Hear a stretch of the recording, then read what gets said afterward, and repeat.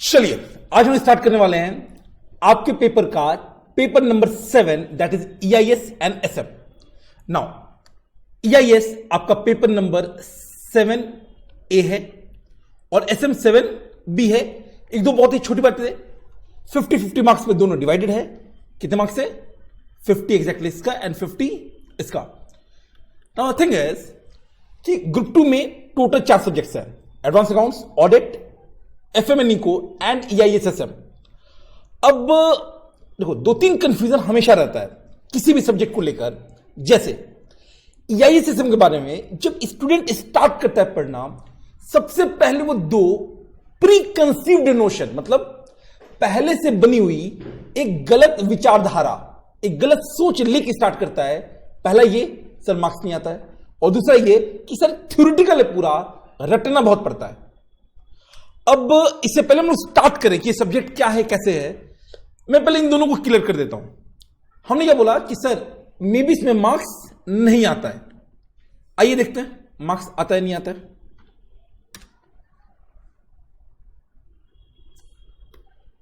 ये मेरे खुद का मार्कशीट है, अगर आप देखेंगे नवंबर 2010 में मैं गलती से पास हुआ था। इसका जो पेपर नंबर 7 है, कितना लिखा हुआ है? 64। यानी जो बंदा को पढ़ा रहा है उसके खुद के अपने टाइम पे एग्जामिशंस आई थी, एंड मेरे और भी दोस्त हैं जिनको मुझसे अच्छे अच्छे मार्क्स आए थे। तो बाबू मार्क्स तो आता है, मार्क्स तो आता है। द थिंग इज, क्या आप उसको उस तरीके से पढ़ रहे जिस तरीके से पढ़ना चाहिए? दूसरा है कि सर थ्योरेटिकल है। तो देखिए मैं हमेशा बोलता हूं कोई भी चीज को आप प्रैक्टिकल कब बोलेंगे? जब जो आप पढ़ रहे हैं उसका अगर प्रैक्टिकल इंप्लीकेशन दिख जाए तो प्रैक्टिकल है, और प्रैक्टिकल इंप्लीकेशन न दिखे तो वो थ्योरेटिकल है। यही है। आइए देखते हैं। आप सब अभी आई थिंक 18:22 के रेशियो में हो गए, मतलब 18 के अराउंड प्लस 20-22 तक। अगर आपके घर में सबके पास कहीं ना कहीं लैपटॉप होगा, सिस्टम होगा, कभी आपने सिस्टम के प्रॉपर्टीज में जाना, या कभी आपसे अगर किसी ने पूछा हो कि भैया कैसा लैपटॉप खरीदें, अब उसमें कुछ रैम होता है, कुछ रोम होता है, कुछ i7 होता है, कुछ i5 होता है। अगर आप एक सीए हो या आप एक हायर एजुकेशन पढ़ रहे हैं, कोई आपसे आके पूछता है और आपको पता ही नहीं है कि भैया ये सब क्या चीज है, आपको लगता नहीं है कि ये apart from exam as a general knowledge भी एक बंदे को आना चाहिए आज के एनवायरमेंट में, जब सब कुछ ऑनलाइन है, जब सब कुछ इंफॉर्मेशन टेक्नोलॉजी के दम पे है। आज आप सवेरे उठते हो और रात में सोते हो, सबसे ज्यादा समय कहां वेस्ट होता है या इन्वेस्ट एज ए केस में भी, या तो मोबाइल या फिर लैपटॉप। एंड मैं बता दूं ये दोनों आपके सिलेबस का पार्ट है। प्लस ये जो आप सब्जेक्ट पढ़ोगे, this is not only about the hardware. Hardware का इसमें बहुत ही कम हिस्सा है।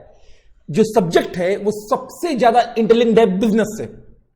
जैसे एक छोटा सा मैं पॉइंट बताता हूं, सिस्टम टाइप। आप देखना ये क्या लिखा हुआ है? 64-बिट ऑपरेटिंग सिस्टम। जब मैं छोटा था तो मुझसे पूछा गया था कि बाबू 32-बिट चाहिए कि 64-बिट, और मैं छोटा इन द सेंस मैं सीए फाइनल में था जब मैंने लैपटॉप परचेज किया। एंड गेस व्हाट, मैंने बोला 64-बिट। उसका रीजन बस ये था, 32 से बड़ा 64 होता है, दैट्स इट। रियल सेंस में ये 64-बिट क्या है, ये आपका सिलेबस का पार्ट है। तो एक तो गया पर्सनल लेवल पे इसका प्रैक्टिकल इंप्लीकेशन, कि आप जो पढ़ेंगे उसका कई एप्लीकेशन आप अपने personal day to day life में कर सकते हैं। दूसरा, बट अगेन हमें सीए केवल पर्सनल के लिए तो बनना नहीं है, पैसे भी कमाने हैं, बिजनेस भी करना है। ये कौन है भाई साहब? Bill Gates. आप सबको पता है ये कौन है? Bill Gates. एक लाइन मैंने देखा था कहीं, बस वो रीड कीजिएगा हल्का। Information technology and the business are becoming inextricably interwoven. Sir ये क्या क्या लिख दिया यार? देखो अभी आप जो पढ़ोगे ना उसमें इंग्लिश थोड़ा सा इंपॉर्टेंट रोल प्ले करेगा, बट डोंट वरी, हम उसको समझा देंगे। इंट्रेक्सिकबली इंटरवुवन का मतलब होता है आपस में एकदम इंटीग्रेटेड है। आज डेट में इंडिया का सबसे बड़ी कंपनी कौन सी है? इंडिया का सबसे बड़ा कंपनी सर नॉर्मली टीसीएस है, अगर आप इंडिविजुअल कंपनी की बात करो और अगर ग्रुप की बात करो तो रिलायंस इंडस्ट्रीज लिमिटेड है, टाटा ग्रुप भी है। मैं बताऊं, टाटा ग्रुप का जो मेजॉरिटी प्रॉफिट है वो केवल एक कंपनी डिराइव करती है, टीसीएस। रिलायंस इंडस्ट्रीज लिमिटेड आज जो ग्रोथ हो रही है वो स्पेशली हो रही है जियो के कारण, क्योंकि आपको पता है कोरोना के चक्कर में पेट्रोल डीजल का सेल बहुत कम है और रिलायंस का सबसे मेन काम पेट्रोकेमिकल्स का है जो आज की डेट में डिक्लाइन पे है। बट भाई का जियो, अब पता ही आपको क्या हो रहा है। द थिंग इज कि जियो क्या है, टेक्नोलॉजी है। टीसीएस क्या है, सॉफ्टवेयर कंपनी है। इनफैक्ट जो पूरी इंडिया की जो इकोनॉमिक ग्रोथ है, मैं आपको बता दूं थोड़ा सा।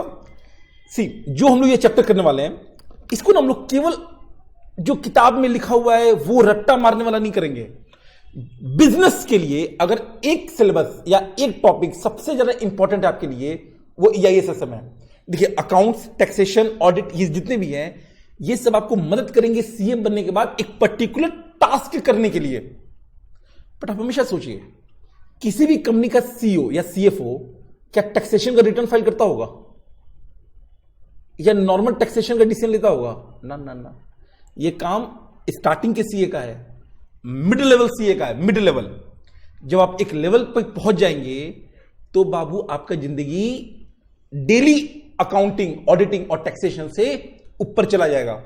और जो हम लोग पढ़ेंगे EIS या SM, EIS मतलब एंटरप्राइज इंफॉर्मेशन सिस्टम या SM स्ट्रेटेजिक मैनेजमेंट, ये दोनों ही आपको डील करेगा थोड़ा सा हाई लेवल के लिए। मैं एग्जांपल देता हूं। अभी आप सबको पता है कोरोना के चक्कर में सारे बिजनेस डिक्लाइन कर रहे होंगे, राइट? Very good.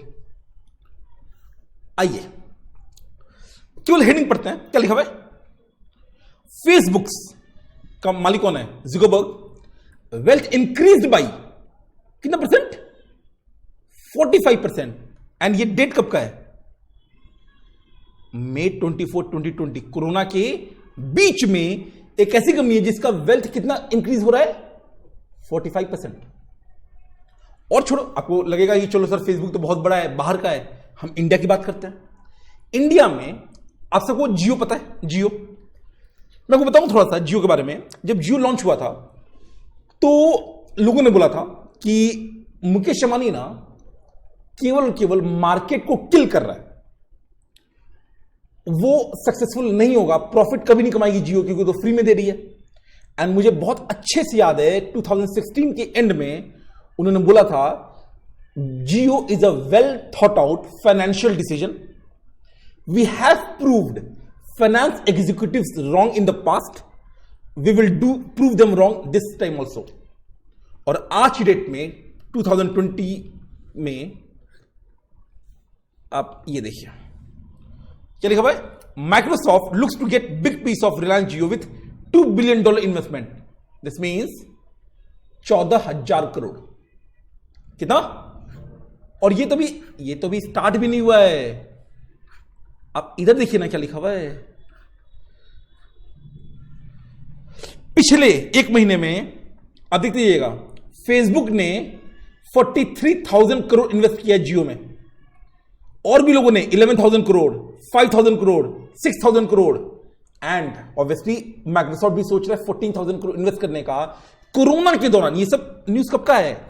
पुराना न्यूज को छोड़ो, पुराने एग्जांपल छोड़ो, 28 में 2020 का एग्जांपल है। यानी अभी भी कोरोना के चक्कर में भी एक बिजनेस ऐसा है जिसका ग्रोथ अफेक्ट नहीं हुआ है, and that is technological company.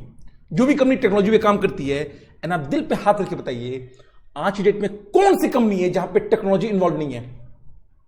For example India का मैंने बोला टीसीएस, राइट? और कौन सी कंपनी है जो सॉफ्टवेयर में बहुत आपने नाम सुना है? आई एम श्योर जब आपने जीएसटी पढ़ा होगा, मैंने बताया होगा जीएसटी कॉमन पोर्टल इन्फोसिस ने बनाया।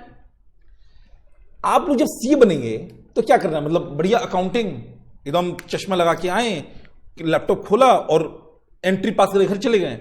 बाबू कोई पैसा ना देगा, 50,000 से ऊपर का वैल्यू नहीं होता है एंट्री पास करने वालों का। You have to be something more than that. अगर कोई बंदा आज की डेट में टीसीएस का सीएफओ, भाई अल्टीमेटली जो सीए लोग होते हैं, एक हमारा मेन एम क्या होता है? जो जॉब में है, जो प्रैक्टिस कर रहे हैं उनका तो कोई बात ही नहीं, तो बिजनेस कर रहे हैं, बट जो लोग जॉब में है उनको मन करता है सीएफओ या सीईओ बनने का। सीएफओ हमें लगता है कि सीए का स्ट्रॉन्ग होल्ड है, चीफ फाइनेंशियल ऑफिसर। आइए बात करते हैं। ये भाई साहब है वी रामाकृष्णन। कौन है? सीएफओ। कहां के? इंडिया के सबसे बड़े टेक्नोलॉजी या सॉफ्टवेयर कंपनी के। क्या लिखा हुआ लास्ट लाइन या last para? He is a graduate in commerce, member of ICICI and ICI. Main क्या है? सीए के तो है ना। अब अगर ऐसा बंदा हो जिसको सीएफओ बनना हो किसी टेक्नोलॉजिकल कंपनी में, क्या इन्होंने टैक्स के दम पे बनेंगे आपके ऑडिट के या अकाउंट्स के, या mixture of all plus a strong understanding of the technology? Mixture of all same चाहिए। सीए बाबू कोर्स है ही इसलिए इतना महान क्योंकि जो आपका कोर फील्ड है अकाउंट्स, ऑडिट, टैक्स, उसमें तो कोई टक्कर आपका है ही नहीं, but at the same time आपको साथ में टेक्नोलॉजी भी पता होना चाहिए। बिजनेस कैसे चलता है, बिजनेस के कितने टाइप्स होते हैं, बिजनेस कैसे करना चाहिए, टेक्नोलॉजी उसको कैसे इंपैक्ट कर रही है। और इसीलिए ईआईएसएसएम पढ़ना बहुत जरूरी है। एक बच्चा बोलता है कि सर हमें तो टैक्स पढ़ाओ, ऑडिट पढ़ाओ, लॉ पढ़ाओ, अकाउंट्स पढ़ाओ, ईआईएसएसएम क्यों पढ़ा रहे हैं? इसलिए पढ़ा रहे हैं ताकि आप जब फ्यूचर में जब आप ऑडिट सीए बन जाओगे तब आपके पास कम से कम बेसिक अंडरस्टैंडिंग तो रहे। मैं एक और एग्जांपल देता हूं। ये कौन है भैया? इन्फोसिस। मैंने बोला था सेकंड नंबर पे यही है। इन्होंने भी निरंजन रॉय को अपना सीएफओ बनाया एंड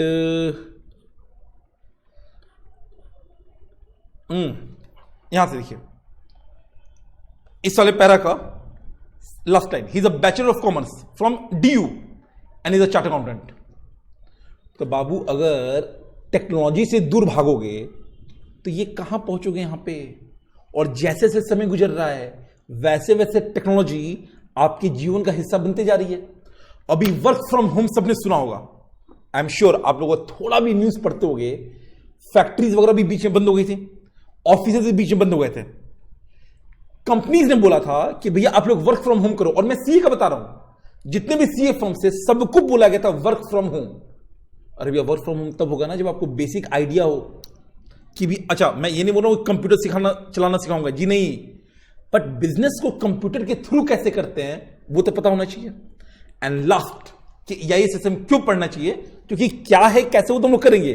सबसे पहला क्वेश्चन आता है सर पढ़े क्यों, मतलब वाई ईआईएसएसएम। बहुत ही सिंपल है, जब आप सीए बनेंगे तो आपको ऑडिट करना है। अब मैंने बाबू ऑडिट की हुई ईवाई में, अर्न्स्ट एंड यंग में। अच्छा आप हो सकता है टैक्सेशन में जाए, वो मैंने किया हुआ है पीडब्ल्यूसी में। इसके अलावा भी कई सारे फील्ड हैं, बट दो अगर हम लेते हैं, इन दोनों में क्या लगता है आपको?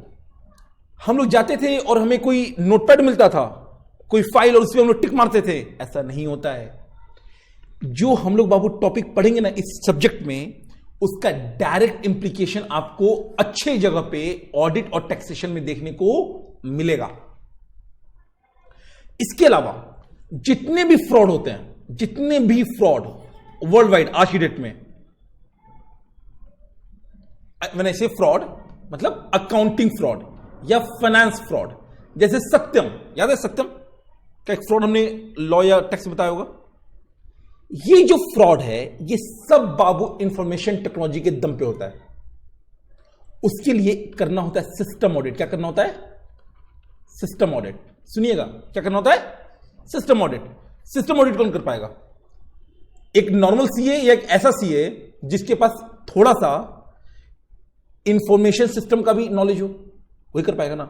तो बाबू अगर आप एकदम प्रैक्टिकल सोचो तो one of the very very important reason कि आपको ईआईएस क्यों पढ़ना है वो है ताकि आप सिस्टम ऑडिट कर सको। दूसरा, आप सरवाइव कर सको मॉडर्न वर्क प्लेस में, क्योंकि आज के समय में जिसको बेसिक अंडरस्टैंडिंग नहीं है इन सबका, वो भैया सरवाइव नहीं कर सकता है। याद रहेगा, ये सिस्टम ऑडिट करना है। सो ऐसा नहीं कि जो आप पढ़ रहे हो वो आपको टाइम पास में एक कुछ एक्स्ट्रा ज्ञान दिया जाएगा। वो ज्ञान है जो कि आपको ऑडिट के दौरान, टैक्सेशन के दौरान यूज करना है। आपने सुना होगा कुछ कि सर्वर कुछ होता है। बाबू सर्वर पे काम किया जाता है, अब अगर किसी को पता ही नहीं कि सर्वर क्या होता है, वो तो कंफ्यूज हो जाएगा ना कि भैया सर्वर क्या होता है, कैसे करेंगे। मैं आपको बताऊं छोटा सा, आज वैसे भी हम लोग इंट्रोडक्शन देंगे मेन। सपोज पीडब्ल्यूसी की हम बात करते हैं। जब मैं था तो इंटरनेशनल टैक्सेशन टीम में था।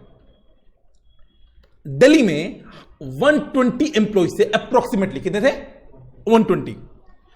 अब मानिए मैंने किसी क्लाइंट पे काम स्टार्ट किया, सपोज मैंने एयरटेल पे काम किया और मैंने फाइल सेव कर दी और मैं छुट्टी पे चला गया, सपोज कहीं पर भी मैं लीव पे चला गया, क्या लगता है काम एकदम रुक जाएगा एयरटेल का? अगर कोई टैक्सेशन ऑफिसर वो फाइल मांगेगा तो पीडब्ल्यूसी क्या बोलेगा? नहीं नहीं नहीं नहीं, हमारे पास अभी नहीं, ये बंदा छुट्टी पे गया है। जी नहीं, ये जो फाइल है ये और भी जो ऑथराइज्ड लोग होंगे वो एक्सेस कर सकते हैं। कैसे कर सकते होंगे वो सब अलग बात है, वो सब हम लोग पढ़ेंगे। द थिंग इज कि today you have the power, you have the ability to access any file from anywhere. तो ये सब बाबू EIS का पार्ट है, एंटरप्राइज इंफॉर्मेशन सिस्टम। बताओ पढ़ना चाहिए या नहीं पढ़ना चाहिए, कि एकदम टाइम पास का है कि नहीं नहीं हम लोग को IIT वालों को ही पढ़ना चाहिए? हम ना कोडिंग नहीं सिखाएंगे, समझो। कई बार बच्चा बोलता है कि सर ये तो इंजीनियर का काम है।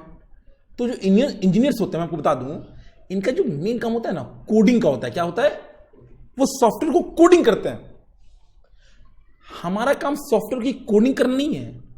ये जो कोडेड सॉफ्टवेयर है उसका फंक्शन ठीक से हो रहा है कि नहीं, हमें ये चेक करना है। क्योंकि सी कौन है भैया जिसको चेक करना है? तो जो कोडेड सॉफ्टवेयर बन गया उसका फंक्शन चेक करना है और उसको यूज करने आना चाहिए। ठीक है, चलिए स्टार्ट करें हम लोग मेन अपना सिलेबस। नाम क्या है चैप्टर का भैया, सब्जेक्ट का? Enterprise information system. पेपर कौन सा ये? 7 है। कितने मार्क्स का? 50 मार्क्स। आपको पता है, ये नहीं पता तो मैं बता देता हूं बाबू, इसमें MCQ है एंड अब इसमें केस स्टडी बेस्ड MCQ भी है। सो बेसिकली आपको 3 पार्ट के क्वेश्चन आएंगे। एक तो आएगा नॉर्मल MCQ, दूसरा केस स्टडी बेस्ड MCQ और तीसरा जो आपका सब्जेक्टिव क्वेश्चंस है। बट घबराना नहीं है, अगर आपका बेस क्लियर है तो MCQ है, केस स्टडी बेस्ड MCQ है या नॉर्मल क्वेश्चन है, तीनों ही सॉल्व हो जाएंगे। अब देखिए सर एंटरप्राइज क्या होता है? तो एंटरप्राइज को मैं सिंपल बोलूं, मैं बोल सकूं एक ऑर्गेनाइजेशन। क्या होता है? ऑर्गेनाइजेशन। अच्छा, normally large organization, normally large, but मोटा मोटा एंटरप्राइज मतलब ऑर्गेनाइजेशन। इंफॉर्मेशन क्या होता है? तो देखिए बड़ा सिंपल सा है। हर किसी को किसी भी बिजनेस का मेन मोटिव क्या है? किसी भी बिजनेस का ऑब्जेक्टिव ऑफ बिजनेस क्या है भाई? कोई भी बिजनेसमैन अपना बिजनेस स्टार्ट करता होगा तो कुछ तो सोच करता होगा। जैसे क्या? प्रॉफिट। चलो प्रॉफिट भी एक मोटिव है, बट अभी कोरोना के चक्कर में लोगों का मोटिव क्या होगा? प्रॉफिट। आगे सर्वाइवल समझो। कई सारे मोटिव होते हैं, एक उसमें से हो सकता है सर्वाइवल, एक हो सकता है स्टेबिलिटी, एक हो सकता है growth. Mind you Babu, profitability हमेशा नहीं होता है। मैं बताऊं आपको, अगेन कई सारे एग्जांपल आएंगे। जोमैटो प्रॉफिट में है, स्विगी प्रॉफिट में है? नहीं, they are not in profit. Flipkart, Amazon, Uber, Ola India में कोई प्रॉफिट में नहीं है, सब लॉस में है। सब तो ये काम क्यों कर रहे हैं? क्योंकि बाबू उनको ग्रोथ दिख रहा है, उनको दिख रहा है कि भैया आज इनको क्या दिखता है, आज से 2 साल पहले ना हमारा लॉस था 40% का, आज हमारा लॉस है 30% का, कल होगा 20% का, 15 का, मे बी आज से 5 साल बाद प्रॉफिट आ जाए, मे बी, गारंटीड उसका भी नहीं है।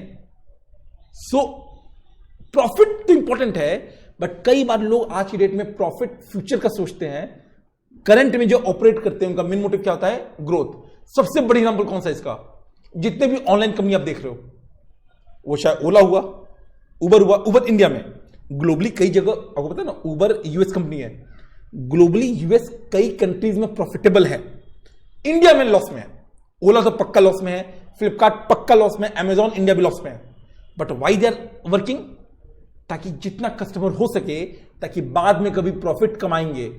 जियो ने नहीं किया। जियो को पहले साल ऑब्जेक्टिव क्या था? हम सर खूब प्रॉफिट कमाएंगे। आखिर भैया पहले साल तो सर्वाइव कर जाओ, क्योंकि कंपटीशन बहुत ज्यादा था, थोड़ा सा मार्केट स्टेबल हो और ग्रोथ दबा के हो। उन्होंने क्या किया था? सारा ग्रोथ पे, एंड फिर obviously profitability. Ultimate objective one of the profitability है। कहने को आप बोल सकते हो सर कॉर्पोरेट सोशल रिस्पॉन्सिबिलिटी, वो भी ऑब्जेक्टिव होता है, बट हम लोग अभी समझो, हम लोग अभी एकदम हार्डकोर बात करेंगे। इन सबका जो मेन एम है, ultimately it boils down to wealth maximization. आपको फाइनेंशियल मैनेजमेंट में आपके टीचर पक्का बताएंगे कि एफएम का भी सबसे मेन ऑब्जेक्टिव क्या होता है? वेल्थ को मैक्सिमाइज करना। तो कोई भी बिजनेस यही चाहेगा कि उसके जो शेयर होल्डर्स है, जो स्टेक होल्डर्स हैं, उनका वेल्थ मैक्सिमाइज हो। जियो यही तो कर रहा है। जियो अगर पता नहीं इतना, चलो थोड़ा डीप में ले चलते, ठीक है, आपको पता, मतलब मजा आएगा, डोंट वरी, आराम से इसी बात करते हैं। कैल्सी अगर आपने देखा हो और नहीं देखा हो तो कोई बात नहीं, 43,000 करोड़ कितने परसेंट के लिए? अप्रोक्सीमेटली 10% के लिए। यानी टोटल बिजनेस का वैल्यूएशन कितना हो गया? ऑलमोस्ट 4.5 लाख करोड़। कितना? 4.5 लाख करोड़। और बाबू आप पढ़ना रिपोर्ट, जब जियो लॉन्च हुआ था तो पहले बोला गया 1.5 लाख करोड़ का इन्वेस्टमेंट हुआ है। फिर बाद में मुकेश अंबानी ने बोला कि नहीं नहीं नहीं, 1.5 लाख कम आप बता रहे हो, सब कुछ मिला के 2.5 लाख करोड़ का। 2016 में जो बिजनेस लॉन्च हुआ, 2020 में वो 4.5 लाख करोड़ पे पहुंच गया। ऑलमोस्ट डबल का ग्रोथ है। वेल्थ मैक्सिमाइज हुआ कि नहीं? सोचो, इन्वेस्टमेंट कोई लोग कह रहा है 1.5 लाख, मुकेश अंबानी ने अपने मुंह से बोला था कि नहीं 1.5 लाख से ज्यादा है, सब मिला दो तो 2.5 लाख है। 2.5 लाख करोड़ का इन्वेस्टमेंट करके अगर आपको 3 साल में 4.5 लाख करोड़ का इन्वेस्टमेंट हो गया, वेल्थ मैक्सिमाइज नहीं हुआ? वेल्थ मैक्सिमाइज हुआ। और जियो क्यों ऑपरेट कर रहा है? कुछ सामान बना के या टेक्नोलॉजी के दम पे? टेक्नोलॉजी। आज अगर जियो को कोई संभालने जाएगा, आपको लगता नहीं उसको पता होना चाहिए सर्वर क्या होता है, या जो बेसिक आईटी के नीड्स हैं। और मैं ये भी बता दूं, आपको केवल मतलब हार्डवेयर सॉफ्टवेयर नहीं पढ़ना है, उसको कैसे कंट्रोल करना है, उसको ऑडिट कैसे करना है। क्योंकि ultimately as a CA audit, उनका ऑडिट तभी कर पाओगे ना जब आपको उनको खुद के बारे में पता हो। तो वेल्थ मैक्सिमाइजेशन। अब देखिए, सारा काम हम किसके लिए कर रहे हैं? वेल्थ मैक्सिमाइजेशन के लिए।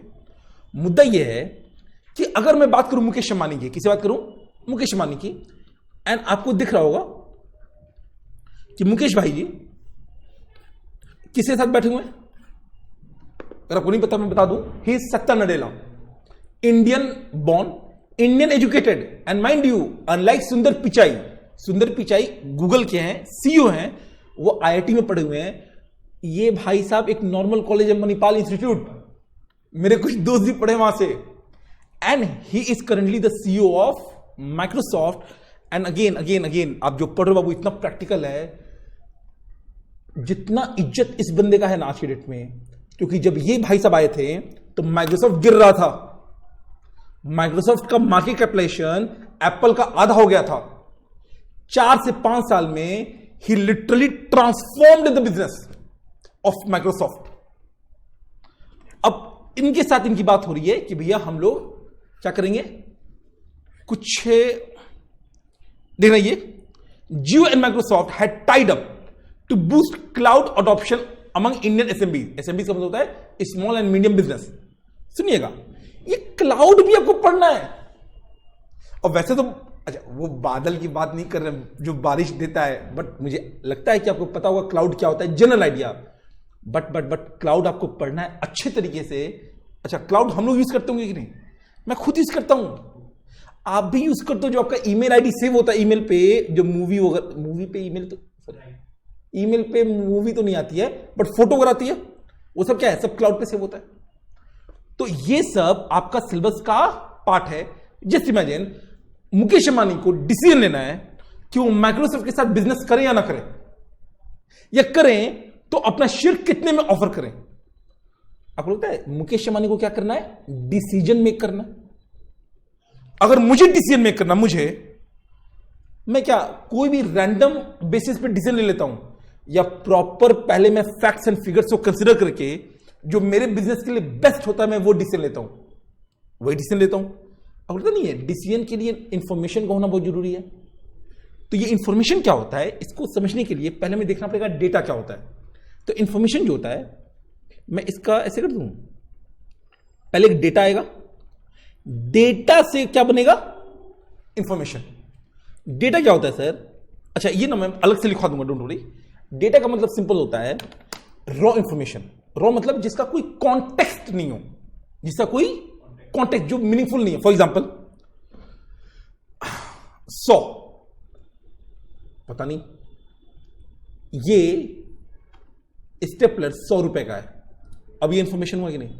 अगर मैं केवल 100 बोलूं तो कोई इंपैक्ट नहीं है। या मैं बोलूं रिमोट एक वर्ड, डाइकिन एक वर्ड, और वाइट एक वर्ड, और 3 अलग अलग जगह आपको सुना दूं, केवल डाइकिन सुन के आपको एसी याद आएगा, व्हाइट सुन के आपको व्हाइट कलर ध्यान में आएगा। पर अगर मैं बोलूं डाइकिन का व्हाइट रिमोट, आपको फिर ये समझ में आएगा। द थिंग इज कि अगर जो डेटा है, डेटा मतलब जो इंफॉर्मेशन है वो टुकड़ों में, जिसका कोई कॉन्टेक्स्ट नहीं, जो मीनिंगलेस है, उसको हम डेटा बोलेंगे। और उसी को जो प्रोसेस किया जाएगा, क्या किया जाएगा? तो बन जाएगा information. This means a process data. ये क्या है? Processed data that conveys meaning. तीसरा सिस्टम। नहीं अभी डोंट वरी, मैं लिखने का टाइम दूंगा। सिस्टम की बात करते हैं। सर सिस्टम क्या होता है? अगेन सिस्टम भी बहुत ही सिंपल सा चीज है। हमारा बॉडी क्या है? सिस्टम है। अगर मैं अपनी बॉडी की बात करूं तो ये सिस्टम में आंख भी है, हार्ट है, लीवर है, किडनी है, कई सारी चीजें। आपको लगता है कि जितनी भी आइटम्स है मेरे बॉडी के अंदर, वो सब आपस में इकट्ठा काम करते हैं मिलके, या हार्ट बोलेगा भाई ना आज मैं तेरे से गुस्सा हूं किडनी, आज मैं धड़कूंगा नहीं, ऐसा होता है क्या? या किडनी बोलेगा नहीं आज तो मैं साफ सफाई करूंगा ही नहीं। सबको मिलके काम करना है। Inter related, interdependent. क्यों? ताकि मुझे जिंदा रखना है। भाई इंसान को जिंदा कैसे रखेंगे जब सारे मेरे ऑर्गन्स तमीज से काम करें? मैं बोल सकता हूं अगर बॉडी एक सिस्टम है तो सिस्टम क्या है? System is a collection of interrelated interdependent components which work together for a common objective. मेरे में कॉमन ऑब्जेक्टिव क्या है? मेरे सिस्टम में मुझे जिंदा रखना। अगर इन तीनों को मैं मर्ज कर देता हूं तो बनेगा EIS। यानी एक ऑर्गेनाइजेशन को जो इंफॉर्मेशन चाहिए वो प्रोवाइड करने के लिए एक सिस्टम। हम लोग तमीज से इंफॉर्मेशन क्या होता है, सिस्टम क्या होता है वो अलग से लिखेंगे जब चैप्टर स्टार्ट करेंगे। बट मोटा मोटा क्या हो गया? एक ऑर्गेनाइजेशन को सरवाइव करने के लिए, क्योंकि देखना इसका क्या होगा, मैं यहां पे शॉर्टकट लिख देता हूं, inter related components working together for a common गोल।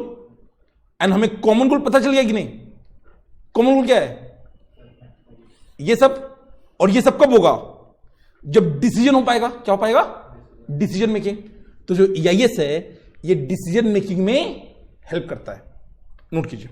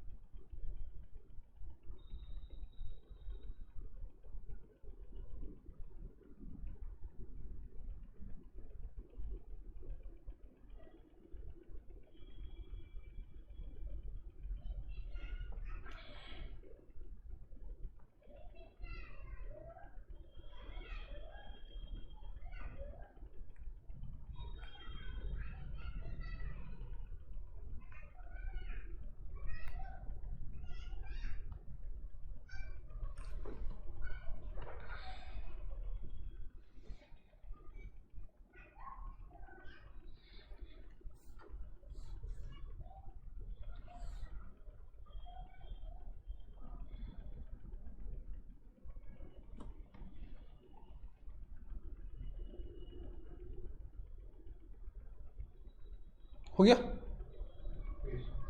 चलिए, क्या होगा ये? EIS is used for integration of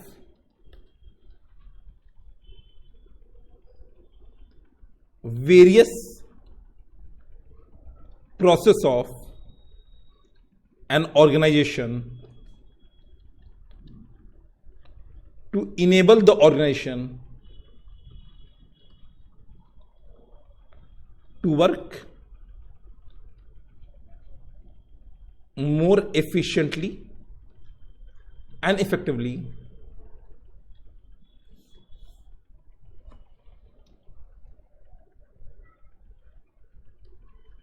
to achieve common goal.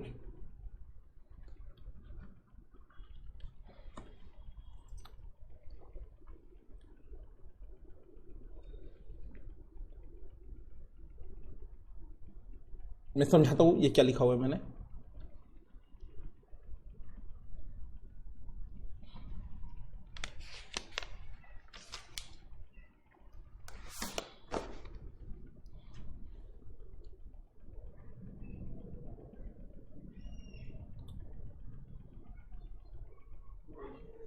Various process मतलब क्या हुआ, सुनिए।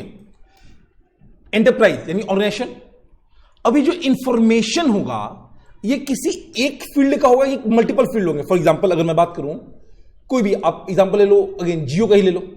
जियो में कितने सारे फील्ड होंगे सर? सेल्स डिपार्टमेंट अलग होगा, परचेज डिपार्टमेंट अलग होगा, कस्टमर रिलेशनशिप के लिए अलग होगा। तो ये जो अलग अलग डिपार्टमेंट्स है, तो ये अलग हम लोग बाद में भी करेंगे तमीज से। वेरियस प्रोसेस मतलब वेरियस डिपार्टमेंट्स, या इसमें मैं एक और वर्ड बोलूं, फंक्शंस। क्या बोल सकता हूं?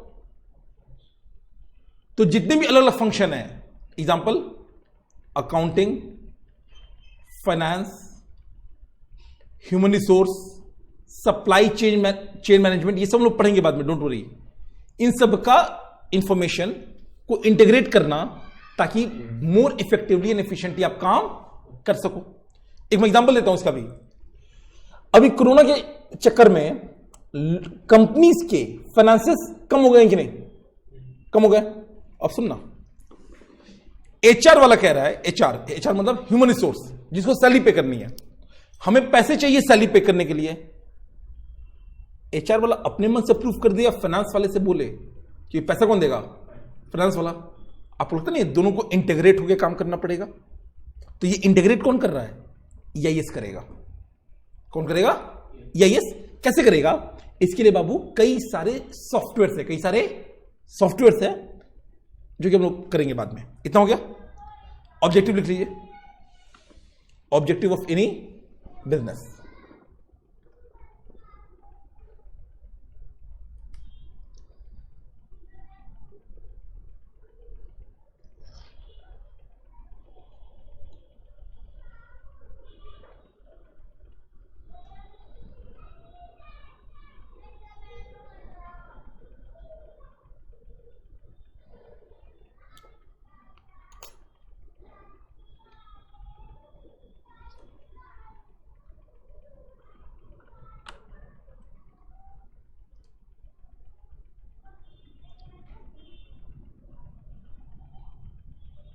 डन।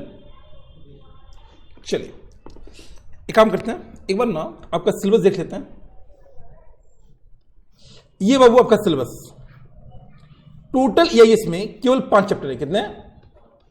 सर टैक्स में तो इतने सारे थे, तो अच्छा है ना, कम है। टोटल 5 चैप्टर है।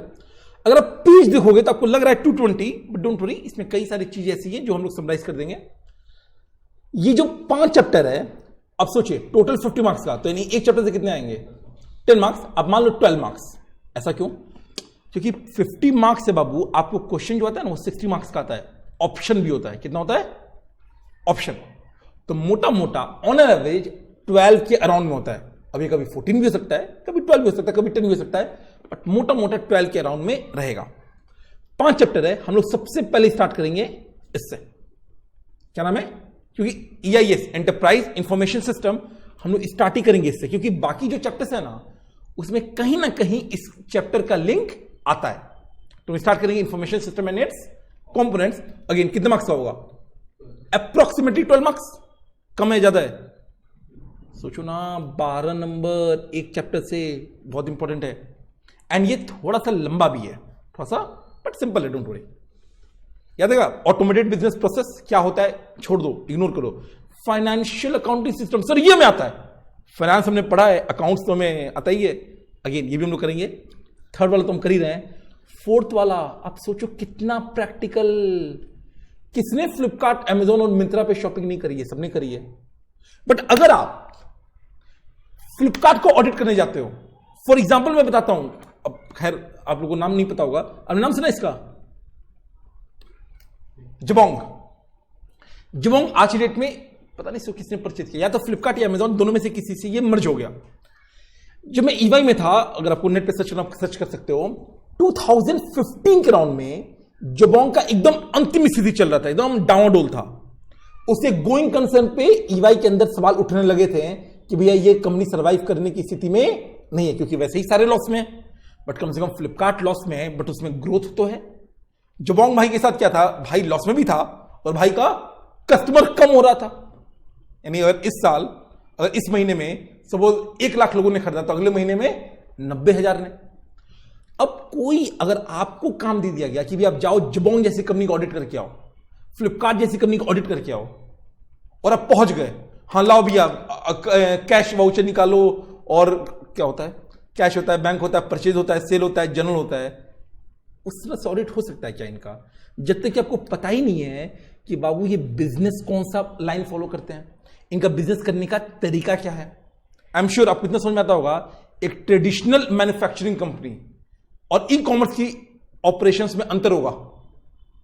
तो बाबू वो सब करने के लिए ज्ञान होगा, तभी तो कर पाओगे।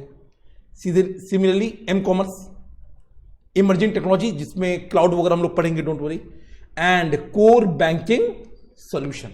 हालांकि मैं बता दूं, इसमें कुछ एक्ट्स भी हैं जो कि आप बोल सकते हो अनरिलेटेड है, बट पता नहीं इंस्टीट्यूट को मन होगा कि 5 पे ही रिस्ट्रिक्ट करेंगे, तो इन्होंने इसी चैप्टर में इसको मर्ज कर दिया। वरना छोटे छोटे, जब आप लोग तो कंपनीज एक्ट और जीएसटी एक्ट और पता नहीं क्या क्या पढ़ के आए हो, ये बहुत ही बच्चों वाले एक्ट है, या आप ऐसे कह सकते हो एक्ट बड़ा है, उसका छोटा छोटा पार्ट पढ़ना है। तो वो कहां पे है? कोर बैंकिंग सॉल्यूशन में। तो हम स्टार्ट कैसे कर रहे हैं? Information system in its components. कोई दिक्कत? करे? चलिए, चैप्टर में कौन सा हमारा? 3, information system and it's components. अब देखो बाबू, पढ़ने से पहले हमें यह पता होना चाहिए इंफॉर्मेशन क्या होता है। अब सर आप बोल सकते हो कि सर प्रोसेस डेटा, बट वो तो बहुत ही सिंपल था ना, तो अच्छे से करेंगे। सिस्टम क्या होता है, तब हम पढ़ पाएंगे कि बाबू कंपोनेंट क्या होता है। आइए, सी 3 वर्ड है, data, then information, and then system.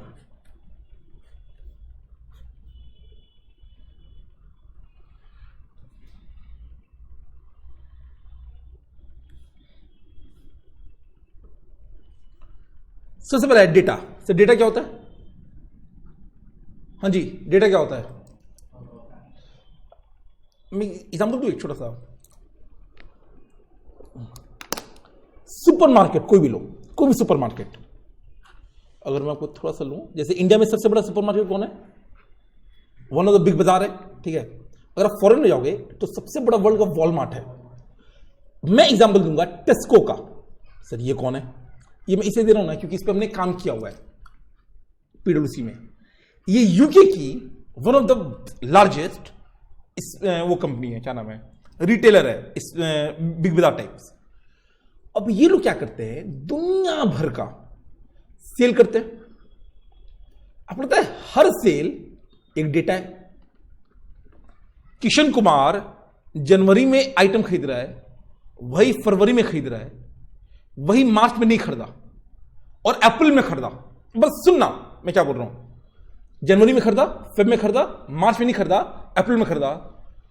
और जब एनालाइज किया गया तो पता चला कि वो सामान का दाम मार्च में 10 पैसे बढ़ाया गया था, तो किशन ने जनवरी में भी खरीदा, फरवरी में भी खरीदा, मार्च में नहीं खरीदा क्योंकि 10 पैसे दाम बढ़ गया, और अप्रैल में जब दाम कम हुआ तो दोबारा खरीदा।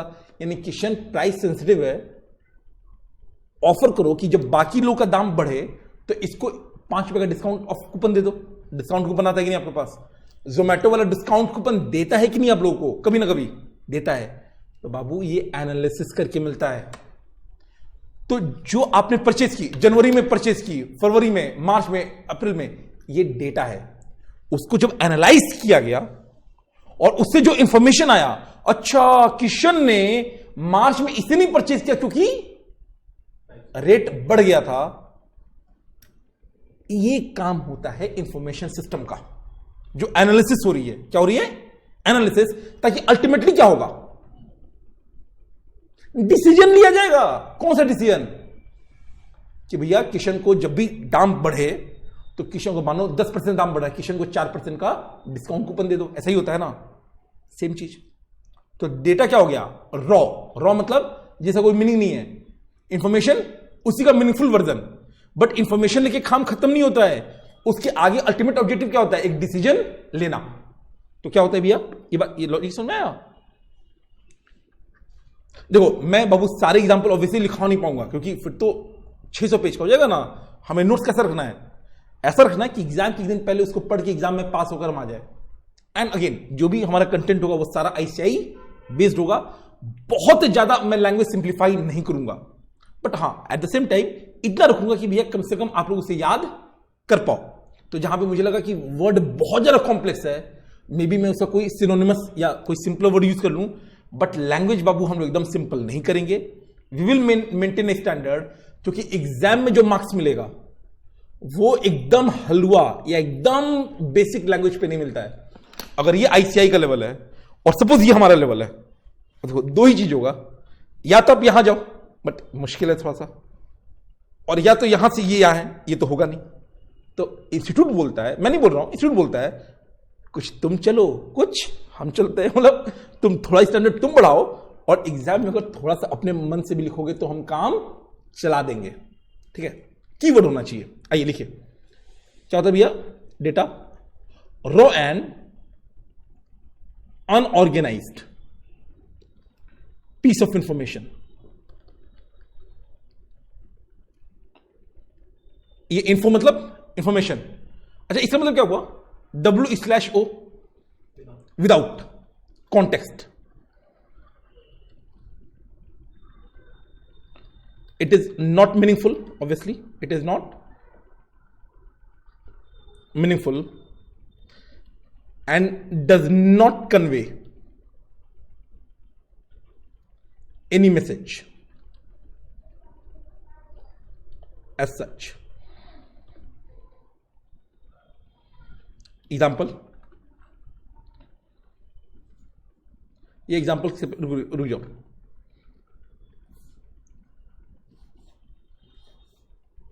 एग्जाम्पल थोड़ी देर बात करेंगे बाबू। ये दो टाइप का हो सकता है।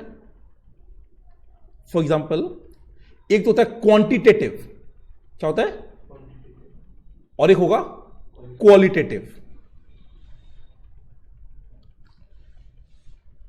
अगर मैं बोलूं 29, इसका मतलब क्या हुआ?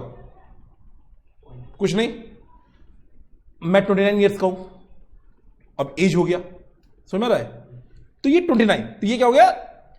अपने आप में इसका कोई मतलब नहीं है, बट अगर आप इसके आगे पीछे कुछ जोड़ दो, एज 29 ईयर्स अपने आप आ जाएगा। 29 एज तो होगा नहीं, समझ? तो ये विदाउट कॉन्टेक्स्ट है तो डेटा है।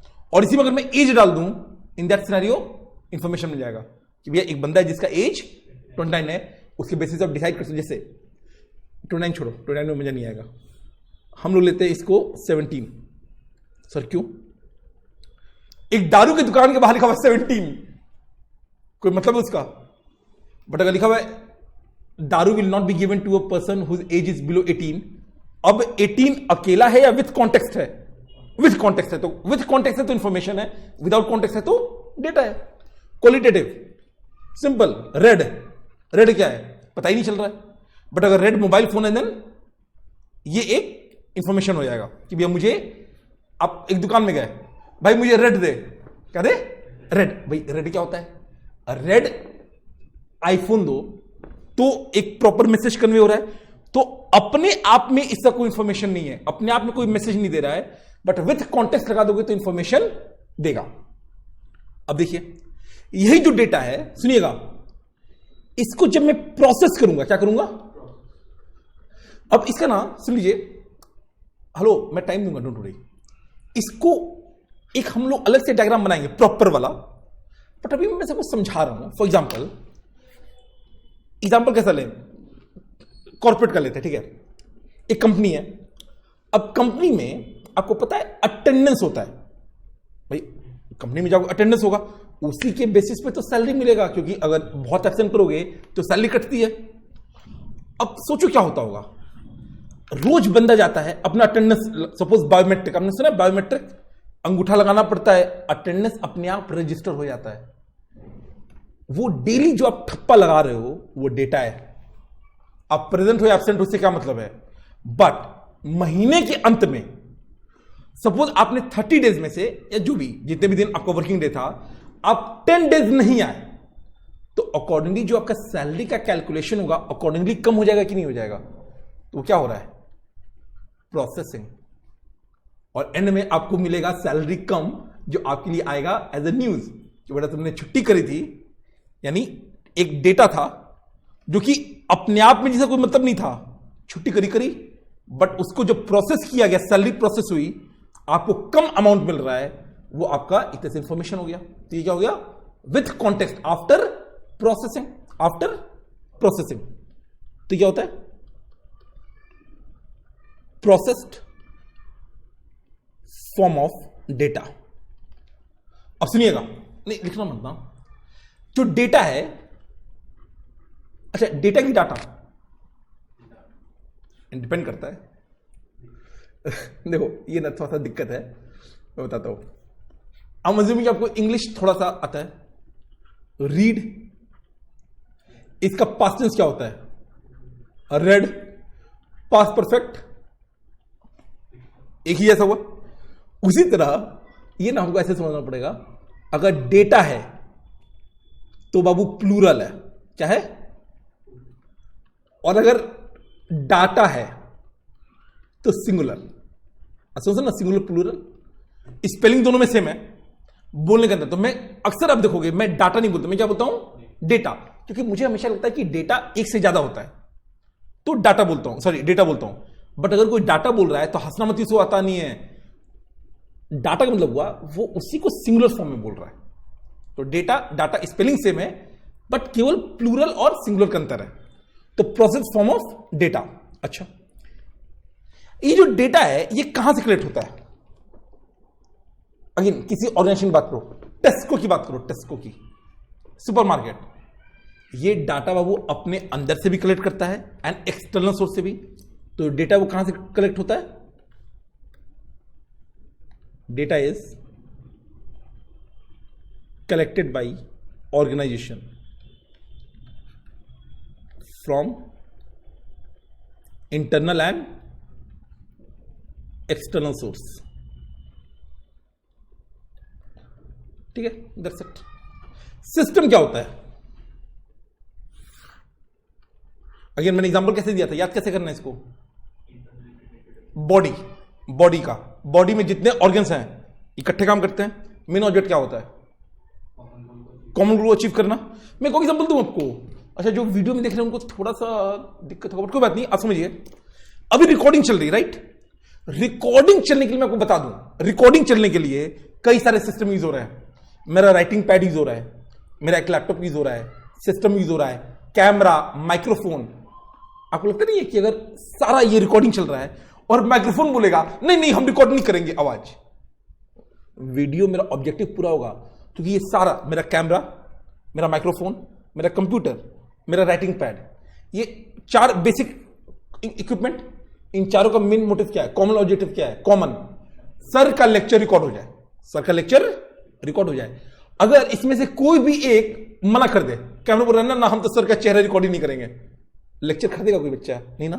तो थिंग इज कि इसको सबसे सिंपल क्या है, ह्यूमन बॉडी से ले लो, कैसे ले लो, बाकी कोई भी चीज सिस्टम बाबू किसी भी चीज का होता है, ट्रैफिक सिस्टम कॉमन ऑब्जेक्टिव क्या होता है, ट्रैफिक मैनेज हो जाए, ट्रैफिक मैनेज। अब सोचो ट्रैफिक सिस्टम में लाल बत्ती, ग्रीन बत्ती और येलो, और लाल वाला बोला ना ना ना आज तो हम जलेंगे ही नहीं, दिक्कत होगा कि नहीं होगा, हो जाएगा। तुमने क्या बोला, group of inter related and interdependent components, जो ऑब्वियसली कैसे काम करते हैं, वर्किंग टुगेदर। क्यों, ताकि हमको जिंदा रख सके, to achieve a common goal. Example, traffic system, body, अरे मेरा खुद का इंस्टीट्यूट। अब समझिए अगर आप लोग हमारे ऑर्गेनाइजेशन से जुड़े हुए हो तो आपको मोटा मोटा पता होगा, एक तो मैं पार्ट हूं, एक राधिका होगी, महेश होगा, और भी 2-3 स्टाफ हैं। हम लोगों ने कुछ कुछ और भी चीजें, कुछ सॉफ्टवेयर्स बनाए हुए हैं, मोबाइल एप्लीकेशन बनाई हुई है, व्हाट्सएप ग्रुप बनाए हुए अपने बच्चों के लिए, टेलीग्राम ग्रुप बनाया है। अगेन सारे मिलकर काम करते हैं। अल्टीमेट ऑब्जेक्टिव क्या है कि जो कंटेंट मैं प्रोवाइड करना चाहता हूं वो बेस्ट पॉसिबल तरीके से आप तक पहुंच जाए। अगेन कोई भी सिस्टम का मतलब क्या होता है, तो सिस्टम का मतलब क्या होता है, आप जब सुनते हो सिस्टम, ऑर्गेनाइज या डिसऑर्गेनाइज्ड, ऑर्गेनाइज्ड, तो जो आपस में डिपेंडेंट है, इंटररेटेड है, एक साथ काम करेंगे ताकि हमेशा कोई ना कोई कॉमन गोल होगा। भले वो कॉमन गोल खराबी, जैसे न्यूक्लियर वेपन सिस्टम होता है कि नहीं, वेपन सिस्टम, वेपन आजकल चाइना के साथ चल रहा है हमारा, तो वेपन सिस्टम भी क्या होगा, चलो बता देता हूं। किसी भी इकोनॉमी में या किसी भी कंट्री के लिए सबसे ज्यादा पावरफुल पता है क्या चीज होता है, एक तो न्यूक्लियर है, उसके अलावा एयरक्राफ्ट कैरियर होता है। क्या होता है, एक ऐसा जहाज जहां पे एरोप्लेन लैंड और टेक ऑफ हो सके। चाइना के पास 2 है, इंडिया के पास 1 है, और पाकिस्तान की औकात नहीं है कि वो उसे खरीद सके, बहुत महंगा होता है, केवल मेंटेनेंस में हजारों करोड़ लगते हैं पर साल। यूएसए के पास 11 है, कितना है, 11, एंड बहुत बड़े बड़े उसके। एयरक्राफ्ट कैरियर कभी भी अकेले नहीं चलता है, उसके साथ ना पूरा एक मतलब पूरा ग्रुप चलता है। अगेन सब आपस में काम कर रहे हैं। कॉमन ऑब्जेक्टिव क्या है, जब लड़ाई होगा तो सामने वाले की लगाना। तो कोई भी सिस्टम है, इकट्ठे काम with a common objective, that's it. Note कीजिए।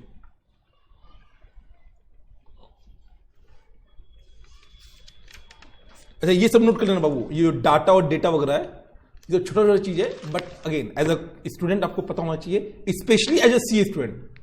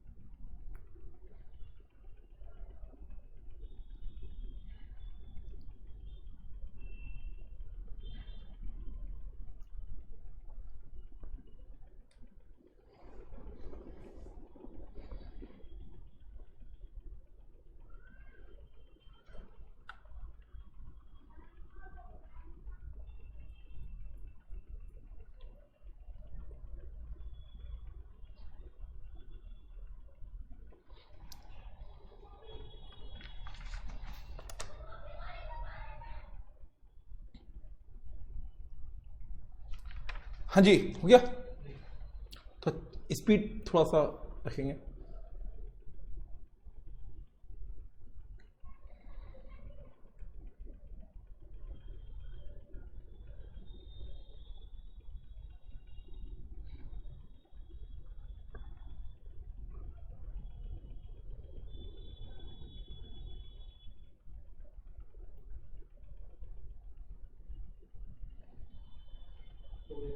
चलिए अब देखो बाबू, चैप्टर का नाम क्या था? चैप्टर का नाम इंफॉर्मेशन सिस्टम। हमने इंफॉर्मेशन पढ़ लिया, सिस्टम पढ़ लिया। क्या एग्जाम में आएगा क्या व्हाट इज सिस्टम? नहीं, but what is information system आने के चांसेस हैं। अब दो तरीका है, या तो मैं एकदम नया डेफिनेशन डालूं सीधा कॉपी पेस्ट करके, जो कि याद अलग से करना पड़े, या बेटर नहीं है कि हमने जो सिस्टम का डेफिनेशन बनाया उसी से डिराइव करने की कोशिश करें। सोचो, मैं बात कर रहा हूं इंफॉर्मेशन सिस्टम। अच्छा, इसको ना हम लोग प्यार से सीबीआईएस बोल सकते हैं। क्या बोल सकते हैं सर? ये क्या है? कंप्यूटर बेस्ड इंफॉर्मेशन सिस्टम, क्योंकि normally information system computer based है। बताओ ये जो होगा अगेन अकेले होगा या कुछ ग्रुप ऑफ आइटम्स होगा? ग्रुप ऑफ आइटम्स इकट्ठे काम करेंगे या अलग अलग? इकट्ठे। For why? Common objective. मैं बोल सकता हूं it is a combination of. अब सुना बाबू, मैं कुछ लिखने वाला हूं।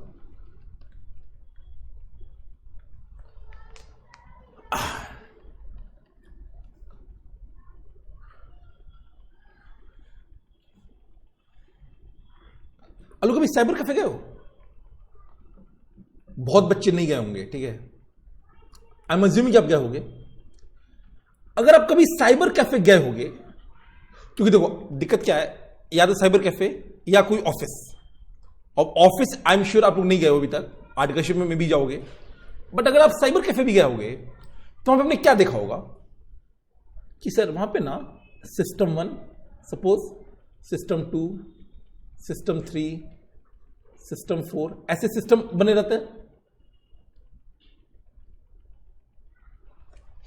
एक बंदा साइबर कैफे वाला यहां बैठता है, जो मेन बंदा होता है, उसका सिस्टम ना आपके वाले सिस्टम से ज्यादा पावरफुल दिखता होगा। आप यहां पे जाते हो, यहां बैठते हो, अपना काम करते हो। सोचो, एक कंप्यूटर हुआ, इसमें हार्डवेयर भी होगा, सॉफ्टवेयर भी होगा। ऑब्वियसली बिना सॉफ्टवेयर के कुछ चलेगा नहीं। हालांकि सॉफ्टवेयर क्या होता है लोग पढ़ेंगे, बट मोटा मोटा सॉफ्टवेयर समझ में आ रहा है कि भैया कुछ मे बी गूगल क्रोम होगा, मे बी आपका ईमेल आईडी वाला होगा। सॉफ्टवेयर भी हो गया, हार्डवेयर भी हो गया। क्या इससे काम चल जाएगा कि कोई यूजर भी होना चाहिए? भाई आप ही तो यूज करोगे, यानी पर्सन भी इन्वॉल्व हो गया। ये सारा डेटा, ये जितने भी सिस्टम है, ये सब किससे कंट्रोल होते हैं? एक जो मेन बंदा बैठा होता है, यानी कोई बंदा ऐसा भी जो ने सबको कनेक्ट करके रखा हुआ है। क्या करके रखा हुआ है? इसे बोलते हैं नेटवर्क करना। कनेक्शन को हम क्या बोलते हैं? नेटवर्किंग। तो इन सबको मिला के हम बोल सकते हैं information system. It is a combination of what? Hardware, software, people. Babu computer खाली किसी काम का है क्या जब तक कि वहां पे पीपल ना। पीपल मतलब कई सारे, जो यूज कर रहा है, जो कंट्रोल कर रहा है, मतलब ह्यूमन एलिमेंट होना जरूरी है।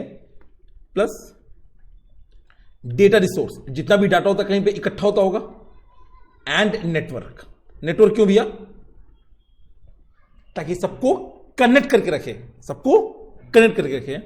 Again why, why why, so that, या ऐसे लो,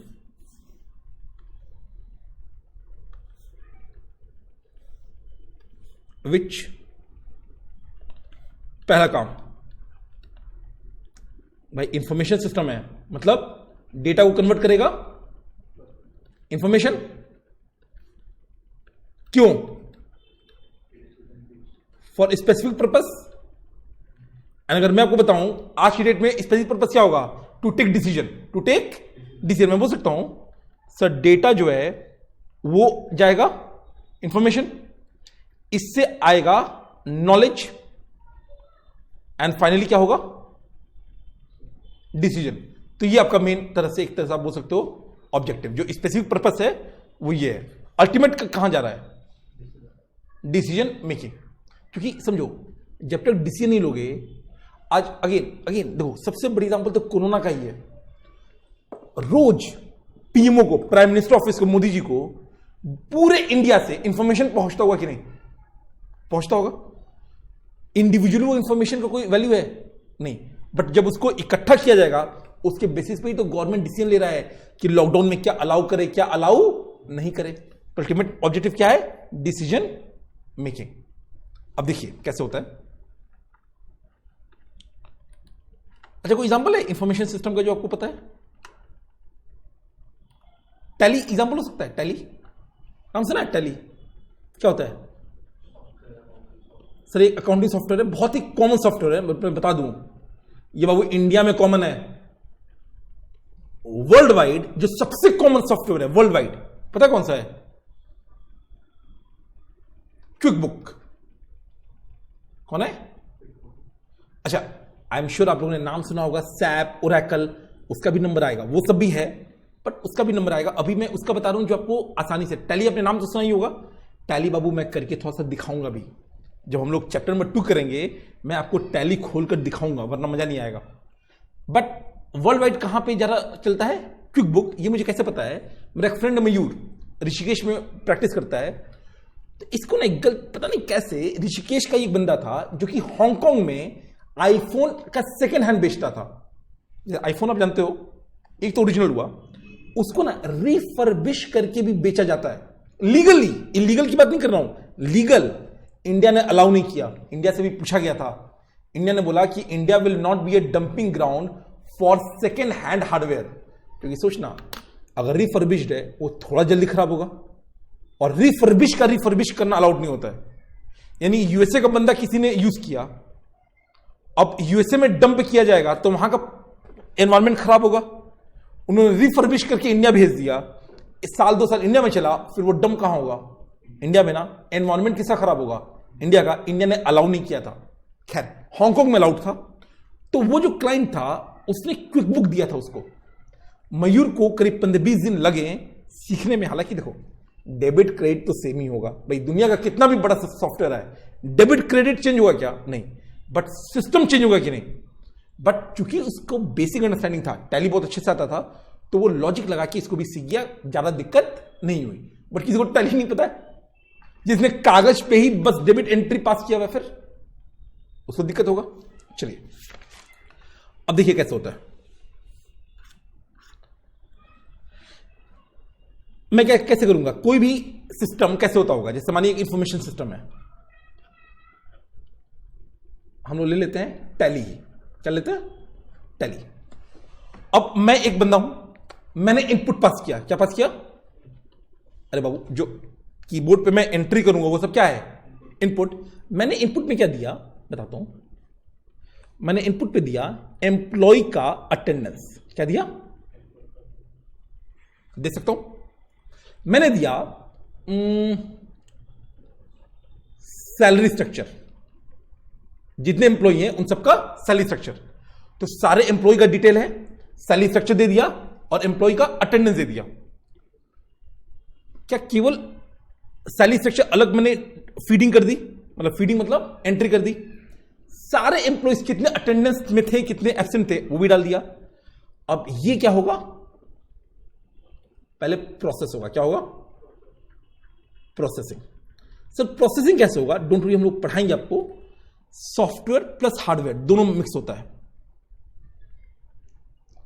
चलो, इसके अलावा प्रोसेसिंग हुआ। अब देखना क्या होगा। प्रोसेसिंग करके आउटपुट आएगा। आउटपुट में क्या आएगा? सैलरी। क्या आएगा? Salary sheet. अच्छा, ये तो हुआ था वैसे वाला, मतलब कंपनी के हिसाब से। मैं आपका एग्जांपल दूं, मुझे मूवी देखना है, क्या करना है? तो मैं अपना कीबोर्ड ले गया। माइंड यू, द मोमेंट आपने मूवी पे क्लिक किया वो इनपुट है। आपने जो मूवी पे क्लिक किया, मूवी के उस आइकॉन पे, वो क्या है? इनपुट। जैसे इस सिस्टम में आई डोंट थिंक कोई मूवी है, इस सिस्टम में मूवी नहीं है, बट इस सिस्टम में कोई बात नहीं, जीएसटी है। क्या है? जीएसटी। अब जीएसटी में मुझे 3 फोल्डर दिख रहा है। द मोमेंट बाबू मैंने इसको क्लिक किया ना, सपोज मैंने इसे क्लिक किया, ये हमारा इनपुट था। क्लिक करना एक इनपुट हो गया। अब वो अलग बात है, ये सिस्टम ने बड़ा पावरफुल है तो तुरंत खुल गया। वरना अगर एकदम पुराना कंप्यूटर की बात करना, क्लिक करने के बाद 2 सेकंड बाद खुलता है कि नहीं, तो 2 सेकंड क्यों लगते हैं प्रोसेस करने में? और जो वीडियो आपको दिखा था वो आउटपुट था। तो ये बचपन से नहीं करते आ रहे हो आप, बट उसी को अगर हम प्रैक्टिकल वे में ले तो ऐसे होता है। और भी बहुत सारे तरीके हैं। आपने अपने क्लाइंट का सेल का डिटेल डाला, अच्छा आई एम अज्यूमिंग कि आपको बेसिक टेक्स्ट पता है, आपने अपने क्लाइंट का सेल का डिटेल डाला, ठीक है, सॉफ्टवेयर में, और सॉफ्टवेयर ने GSTR 1 रेडी करके दे दिया, GST का रिटर्न 1 जिसमें आउटपुट सप्लाई का डिटेल जाता है। तो आपने तो सेल का डिटेल डाला, उसको प्रॉपर फॉर्मेट में अगर आउटपुट में GSTR 1 का डिटेल आ रहा है तो बीच में क्या हुआ होगा, प्रोसेसिंग हो रहा है। अब आउटपुट आपको स्क्रीन में दिख गया एंड साथ ही साथ स्टोर भी हो जाता है। क्या हो जाता है, क्यों, फॉर फ्यूचर यूज। हाँ जी, ये लॉजिकल है कि नहीं। तो इसका एक एग्जांपल तो आपने ये ले लेना, दूसरा एग्जांपल क्या ले सकते हो, clicking on video, I am assuming बढ़िया वीडियो, प्रोसेसिंग, आउटपुट क्या आएगा, मूवी डिस्प्ले, नहीं प्रोसेसिंग। आपको क्यों नहीं समझ में आया यहां पे, क्योंकि बहुत जल्दी हो गया। बट अगेन अगर आपको याद होगा सेकंड के भी तो बहुत सारे होते हैं ना, मिली सेकंड वगैरह, तो बाबू प्रॉपर हुआ है वो भी मैं पढ़ाऊंगा। आपने जब मूवी पे क्लिक किया और मूवी का जो वीडियो है उसके बीच में कौन कौन सा हार्डवेयर और सॉफ्टवेयर यूज हुआ वो हमें पढ़ना है। खैर, आउटपुट आ गया, अब क्या होगा, हो सकता है ये सैलरी शीट एकदम सही है, हो सकता है कि बाबू कुछ प्रॉब्लम हो गया होगा। जरूरी थोड़ी कि प्रोसेसिंग हमेशा सही होता है, कभी कभी गलती होती है कि नहीं, सॉफ्टवेयर भी गलती करता है कि नहीं। तो इसके लिए आपको देना पड़ता है फीडबैक। क्या देना पड़ता है, फीडबैक। एंड फाइनली क्या जाएगा, फीडबैक किसमें जाएगा, यूजर को, ताकि जब वो अगली बार डिटेल डाले तो सही डाले। तो स्टार्टिंग में T0 बोल दूं, ऐसे स्टार्ट होगा। अच्छा एरो देख लो, स्टार्टिंग पॉइंट पे यहां से लो, डालेगा, जो फीडबैक आएगा उसके दम पे यूजर दोबारा अगर कोई चेंज करना होगा तो चेंज कर देगा। नोट कीजिए, कहां से नोट करना है, ये हो गया इंफॉर्मेशन सिस्टम तेजी में।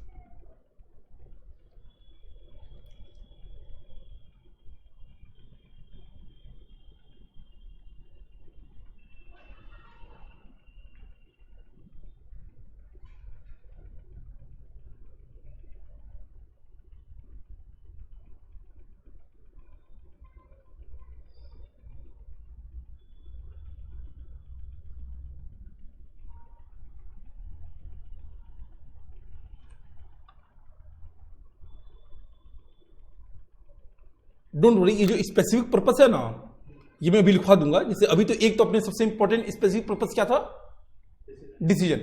इसके अलावा ना एक दो छोटे छोटे और है, वो मैं अभी लिखवाऊंगा, डोंट वरी। जो स्पेसिफिक पर्पस या ऑब्जेक्टिव है इसको मैं अलग से भी लिखवा दूंगा अभी।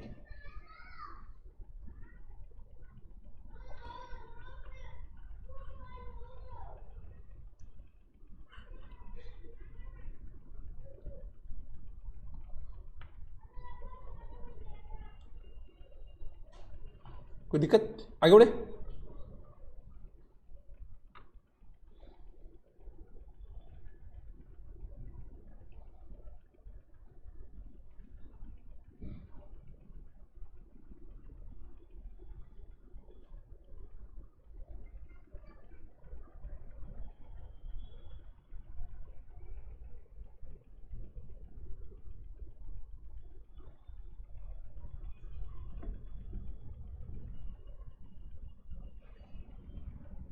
इसमें कौन सा याद रखोगे आप, मूवी देखने वाला कि एम्प्लॉय अटेंडेंस शीट वाला, एम्प्लॉय वाला बेटर है। अच्छा, इसको अगर मुझे जनरल में बोलना हो, मैं बोल सकता हूं कि सर ये एक बिजनेस प्रॉब्लम है, क्योंकि सैलरी शीट बनाना है, तो मैं एक तरह से इनपुट दे रहा हूं और यहां पे उसका सॉल्यूशन मिल जा रहा है। एक और चीज, क्या आउटपुट मेरे इनपुट को इंपैक्ट करता है? करेगा करेगा। कहीं भी गड़बड़ी हुई आउटपुट में तो जो अगला इनपुट जाएगा उस पर चेकिंग ज्यादा होगी। मैं बोल सकता हूं output has impact on input so that we get desired result। Sir ये नहीं समझ में आया थोड़ा सा, कोई बात नहीं, पहले आप नोट कर लो।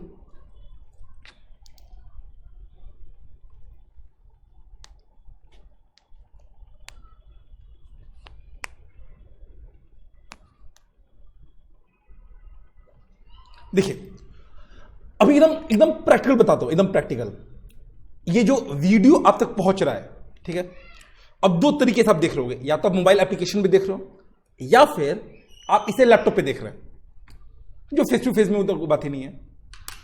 अब अगर मैं बात करूं लैपटॉप वालों की, तो जिस वेंडर ने मुझे सर्विस दिया है ना, ये पूरा वीडियो कॉम्प्रेस करने का या जो भी एनक्रिप्ट करने का वो सॉफ्टवेयर जिस पे आप देख रहे हो, कंटेंट ब्राउजर, अगर आप लैपटॉप पे देख रहे हो, तो इन्होंने प्रॉमिस किया था कि ये लोग मुझे लाइव स्ट्रीम करने का फीचर देंगे। लाइव स्ट्रीमिंग जैसे यूट्यूब पे होता है, बट यूट्यूब में बाबू वीडियो सेफ नहीं है, वहां पे डाउनलोड हो सकता है। उन्होंने बोला था कि हम डाउनलोड नहीं होने देंगे। उन्होंने बोला वेरी गुड, हम परचेस करने के लिए रेडी हैं। बट जिस दिन ये लेक्चर रिकॉर्ड हो रहा है तब तक ये फीचर वो मुझे नहीं दे पाए। क्यों नहीं दे पाए? क्योंकि उन्होंने ना इनपुट डाला अपना वीडियो, जो आउटपुट आया वो डिजायर्ड रिजल्ट नहीं था, मतलब वो डाउनलोड हो जा रहा था। यानी उन्होंने देखा कि जो इनपुट डाल रहे हैं, ये जो प्रोसेसिंग हो रही है, वो डिजायर्ड आउटपुट नहीं। डिजायर्ड आउटपुट क्या होना चाहिए? एक ऐसा वीडियो का प्ले होना जो डाउनलोड ना हो सके। तो आउटपुट डिजायर्ड नहीं था, तो वो क्या चेंज करेंगे? अपना इनपुट दोबारा चेंज करेंगे, जो भी प्रोसेसिंग है उसका तरीका दोबारा चेंज करेंगे, ताकि अंत में क्या आ जाए? रिजल्ट डिजायर्ड आ जाए। तो नॉर्मली ये कब यूज होता है? ये वाला जो आउटपुट से जा रहा है, जब आउटपुट डिजायर्ड नहीं होता है। तो जब आउटपुट का इंपैक्ट कब पड़ेगा? अगर इफ नॉट डिजायर्ड, जो आपकी मर्जी थी वो नहीं मिला, तो इसका इंपैक्ट इनपुट पे पड़ेगा। क्यों पड़ेगा? ताकि वो चेंज हो और फाइनली आपको डिजायर्ड रिजल्ट मिल जाए। अब आगे देखिए, एक मुद्दा है, एक क्वेश्चन आता है कई बार, कैरेक्टरिस्टिक्स। क्या आता है? अच्छा नहीं सॉरी, इसको करने से पहले बताओ, पूरे इंफॉर्मेशन सिस्टम का ऑब्जेक्टिव क्या है? एक तो मैंने बता दिया था, क्या कॉमन गोल क्या था? Decision making. ठीक है, मैं बोल सकता हूं कि सर डिसीजन मेकिंग तो है, बट सुनना, बहुत ज्यादा चांस है कि नहीं इनपुट डालते समय गलती हो जाए अटेंडेंस एंट्री में। भाई हो सकता है कि नहीं, बंदे ने 5 दिन एब्सेंट करी, गलती से 15 टाइप हो गया, 15 हो सकता है। हो सकता है कि नहीं कि जो आउटपुट है, आउटपुट वहां से कॉपी करने में गलती हो गया। भाई गलतियां होती हैं, तो आपको लगता नहीं है कि इंफॉर्मेशन सिस्टम का एक ऑब्जेक्टिव ये भी है ताकि वो कंट्रोल कर सके। क्या कर सके? कंट्रोल। कहीं भी गलती हो तो हाईलाइट हो जाए। तो इसका जो ऑब्जेक्टिव होता है, ऑब्जेक्टिव मतलब हेल्प्स एंटरप्राइज। एंटरप्राइज मतलब ऑर्गेनाइजेशन इन, पहला तो सबसे आपको पता है मेकिंग डिसीजन, ये सबसे इंपॉर्टेंट है मेकिंग, बट इसके साथ साथ एक और क्या है? Control the operations. अच्छा बाबू ये बताओ, गलती से जैसे आप लोग, मैं आपको पढ़ा रहा हूं, आप लोग नोटिंग कर रहे हो, नोटिंग में गड़बड़ी हो सकता है कि नहीं? हो सकता है ना। तो उसको कंट्रोल करना होता है। कंट्रोल कैसे करते हैं? डोंट वरी, वो भी हमारे सिलेबस का पार्ट है, बट हम कब पढ़ेंगे? 2-3 लेक्चर बाद। बट कंट्रोल करना पड़ता है ताकि ये पता चले कि अगर आप गलती से इनपुट गलत डाल दिए, तो एक तो तरीका होता है कि जब गलती हो जाए आउटपुट तब पता चले। बेटर नहीं है कि अगर आपने इनपुट गलत डाल दिया तो पहले पता चल जाए। समझ में आ रहा है? ऐसा इसे एकदम बोल दूं एक और, ओटीपी। हाँ वाह, एग्जाम्पल बहुत है। ओटीपी को भी डाला, ओटीपी कभी, OTP one time password number में होता है, कभी अल्फाबेट डाल के देखना ना, अल्फाबेट वो एक्सेप्ट ही नहीं करेगा। क्यों? क्या है वो? कंट्रोल है बाबू, कि कम से कम जो भी बंदा इनपुट डाल रहा है वो ओटीपी कम से कम नंबर हो, कि अगर वो अल्फाबेट डाले वो एक्सेप्ट नहीं करेगा। तो कंट्रोल ऑपरेशन में मैं लिख सकता हूं alphabets not allowed in OTP. अब सपोज आप एकदम पिए हुए हो, लस्सी छाछ, वैसे भी दारू वाली दुकान में बहुत ज्यादा भीड़ है, आपने एकदम मस्त, आपने ओटीपी आया, आपने दबाया, गलती से 1 की जगह क्यू दब गया, क्योंकि 1 और क्यू नीचे होता है। गलत बता देगा कि नहीं? बता देगा। ठीक है, मोटा मोटा ठीक है, आगे बढ़े। चलिए एक और एग्जांपल लेते हैं सर, एक और क्वेश्चन, कैरेक्टरिस्टिक्स।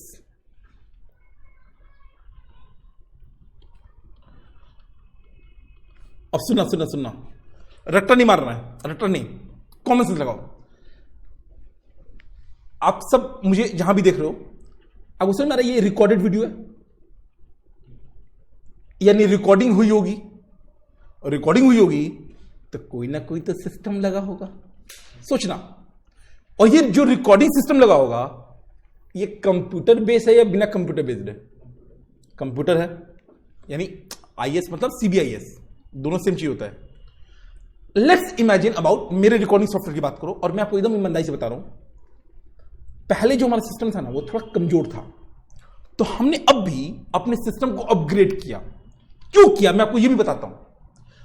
पहले अगर आप लोगों ने हमारी जो भी वीडियो देखी होंगी, पहले हम लोग लाइव बिल्कुल नहीं आते थे, बट अब हम लोग लाइव आ जाते हैं। उसका रीजन ये था कि पहले हमारा जो सिस्टम था वो लाइव में ना उसको एनर्जी ज्यादा चाहिए, प्रोसेसिंग पावर ज्यादा चाहिए। पहले उतना पावरफुल प्रोसेसर नहीं था, तो हम लोग लाइव नहीं आते थे।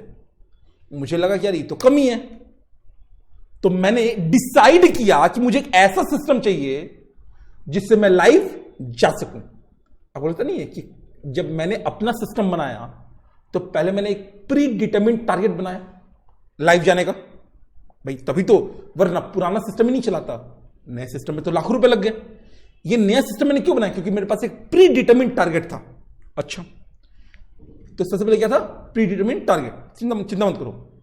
अच्छा, रिकॉर्डिंग में मिनिमम, वैसे तो बहुत चीजें लगती हैं, बट मिनिमम एक कैमरा लगा होगा, एक माइक्रोफोन लगा होगा जिससे आवाज रिकॉर्ड हो, ऑब्वियसली एक कंप्यूटर भी लगा होगा, और जिससे मैं लिख रहा हूं राइटिंग पैड लगा होगा। क्या ये चारों आपस में अलग अलग काम करते हैं या इकट्ठे? इकट्ठे। क्या ये आपस में इंटरैक्ट करते हैं कि नहीं करते हैं? करते हैं। एक ही समय पे कैमरा भी काम कर रहा है, माइक्रोफोन भी, कंप्यूटर भी और राइटिंग पैड भी, वो इकट्ठे काम कर रहे हैं, इंटरैक्ट कर रहे हैं, इंटीग्रेटेड है।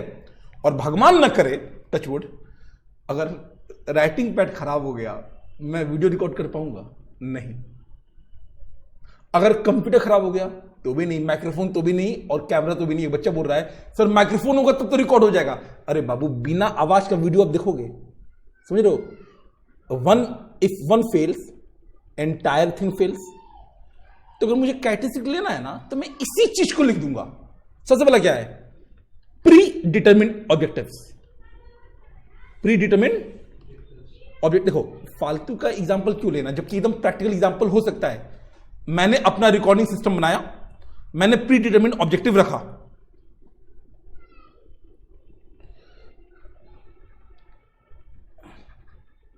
ऐसे कर लो, CBIS is developed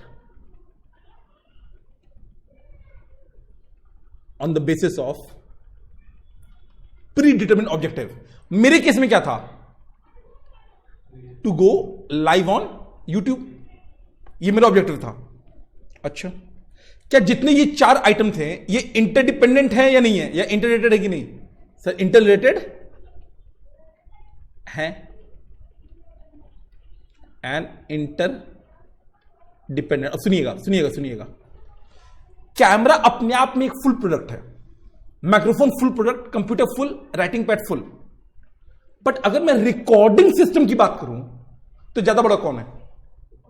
recording system, मैं बोल सकता हूं ये सारे सब सिस्टम है, सब सिस्टम। आप लोगों ने बचपन में पढ़ा होगा सेट सबसेट, सबसेट मतलब उसे एक पार्ट, मैं बोल सकता हूं सब सिस्टम। सी इफ वन सब सिस्टम फेल, अगर एक फेल हो गया, भगवान ना करे, सारा फेल हो जाएगा।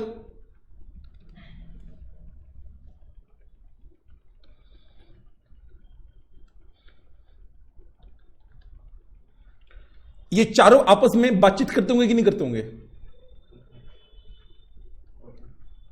इंट्रैक्शन, या ऐसा कर लो, ऑल सबसिस्टम्स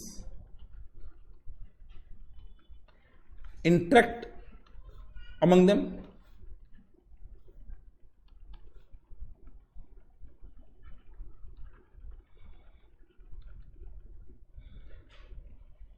एंड लास्ट, जो उनका काम है, जो मेरा आउटपुट आता है, आउटपुट क्या आता है? वीडियो जो भी आप देख रहे हो वो इंटीग्रेटेड आता है, वॉइस अलग है और वीडियो अलग है, आखिर एक साथ है, एक साथ है ना, यानी इंटीग्रेटेड है। Work done by individual subsystem is integrated. बताओ भैया, मेरा camera, microphone, computer, writing pad मिलके इंटीग्रेट हुआ, क्यों? टू अचीव, वही वही बोलो बोलो, कॉमन गोल। बट मेरा कॉमन गोल क्या है अभी? अभी रिकॉर्डेड वीडियो, रिकॉर्डेड, अब एग्जाम में नहीं लिखना है रिकॉर्डेड वीडियो, ब्रैकेट वाला एग्जाम में नहीं लिखना है, बट कॉमन ऑब्जेक्टिव तो मेरा ये भी है ना कि जो मैं इतना तामझाम लेकर बैठा हूं, कम से कम मेरा वीडियो सही से निकल जाए, रिकॉर्ड हो जाए, जो आप लोग अभी देख रहे हो। तो इससे बेटर क्या है? फिर से कैसे कैसे याद करना है सर? प्री डिटरमिन ऑब्जेक्टिव, मैंने बाबू ऑब्जेक्टिव पहले डिसाइड किया था, फिर सिस्टम बनाया। मैं बता दूं, सिस्टम तो बहुत पावरफुल बन सकता है एंड बहुत बेसिक भी बन सकता है। अगर मैं एकदम अपना एग्जांपल बताऊं, हमारे ऑफिस में 10,000 का लैपटॉप से लेकर 95,000 का लैपटॉप है। लैपटॉप की बात कर रहा हूं, सिस्टम की बात ही नहीं कर रहा, बट सबके पीछे अलग ऑब्जेक्टिव है। जो 10,000 का लैपटॉप है ना, वो हमने उस समय खरीदा था जब हमारा ऑब्जेक्टिव था बच्चों को केवल क्लास में बैकअप देने के लिए, जिनका क्लास मिस हो गया है। जो 95,000 का लैपटॉप है, उसका पर्पस है मेरा पर्सनल जो मैं वर्किंग करता हूं, ताकि लैग ना हो, डिले ना हो, हैंग ना हो। तो सबसे पहले आप बाबू डिसाइड करोगे अपना प्री डिटरमिन्ड ऑब्जेक्टिव। उसके बाद जो आप आइटम्स खरीद लोगे, अब ये इंटररेटेड चारे मेरे कैमरा, माइक्रोफोन, राइटिंग पैड वगैरह इकट्ठे काम करेंगे, आपस में इंटरेक्ट करेंगे, और इनका जो इंडिविजुअल वर्किंग है फाइनली क्या होगा? इंटीग्रेट होगा। और एक फेल तो सारे फेल। चाहिए 5 याद रहेगा? Predetermined target, interrelated, interdependent, integrated, interaction, one fails, everything fails. Note कीजिए।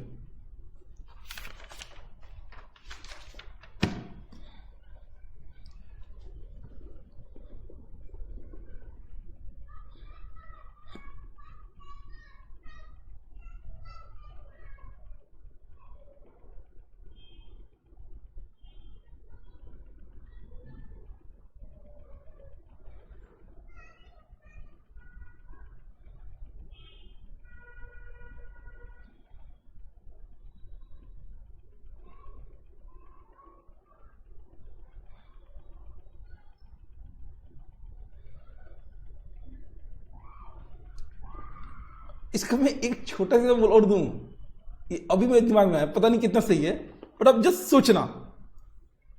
सीए एग्जाम, क्या मैं एग्जाम्पल ले रहा हूं? CA exam, assuming group 2, assuming हम क्या लेते हैं? कितने पेपर है भाई? 1, 2, 3 एंड 4। ऑब्जेक्टिव क्या है? पास इन ऑल 4 विथ एग्रीगेट कितना? मिनिमम। जितने लोग अपने मन में कह रहे हो ना 50%, 2 थप्पड़ मन में खींच के, अरे भाई सोचोगे 200 मार्क्स तो कहां से आएगा 200 marks? Minimum minimum minimum 60%, minimum. भगवान की कृपा होगा तो ऊपर आएगा।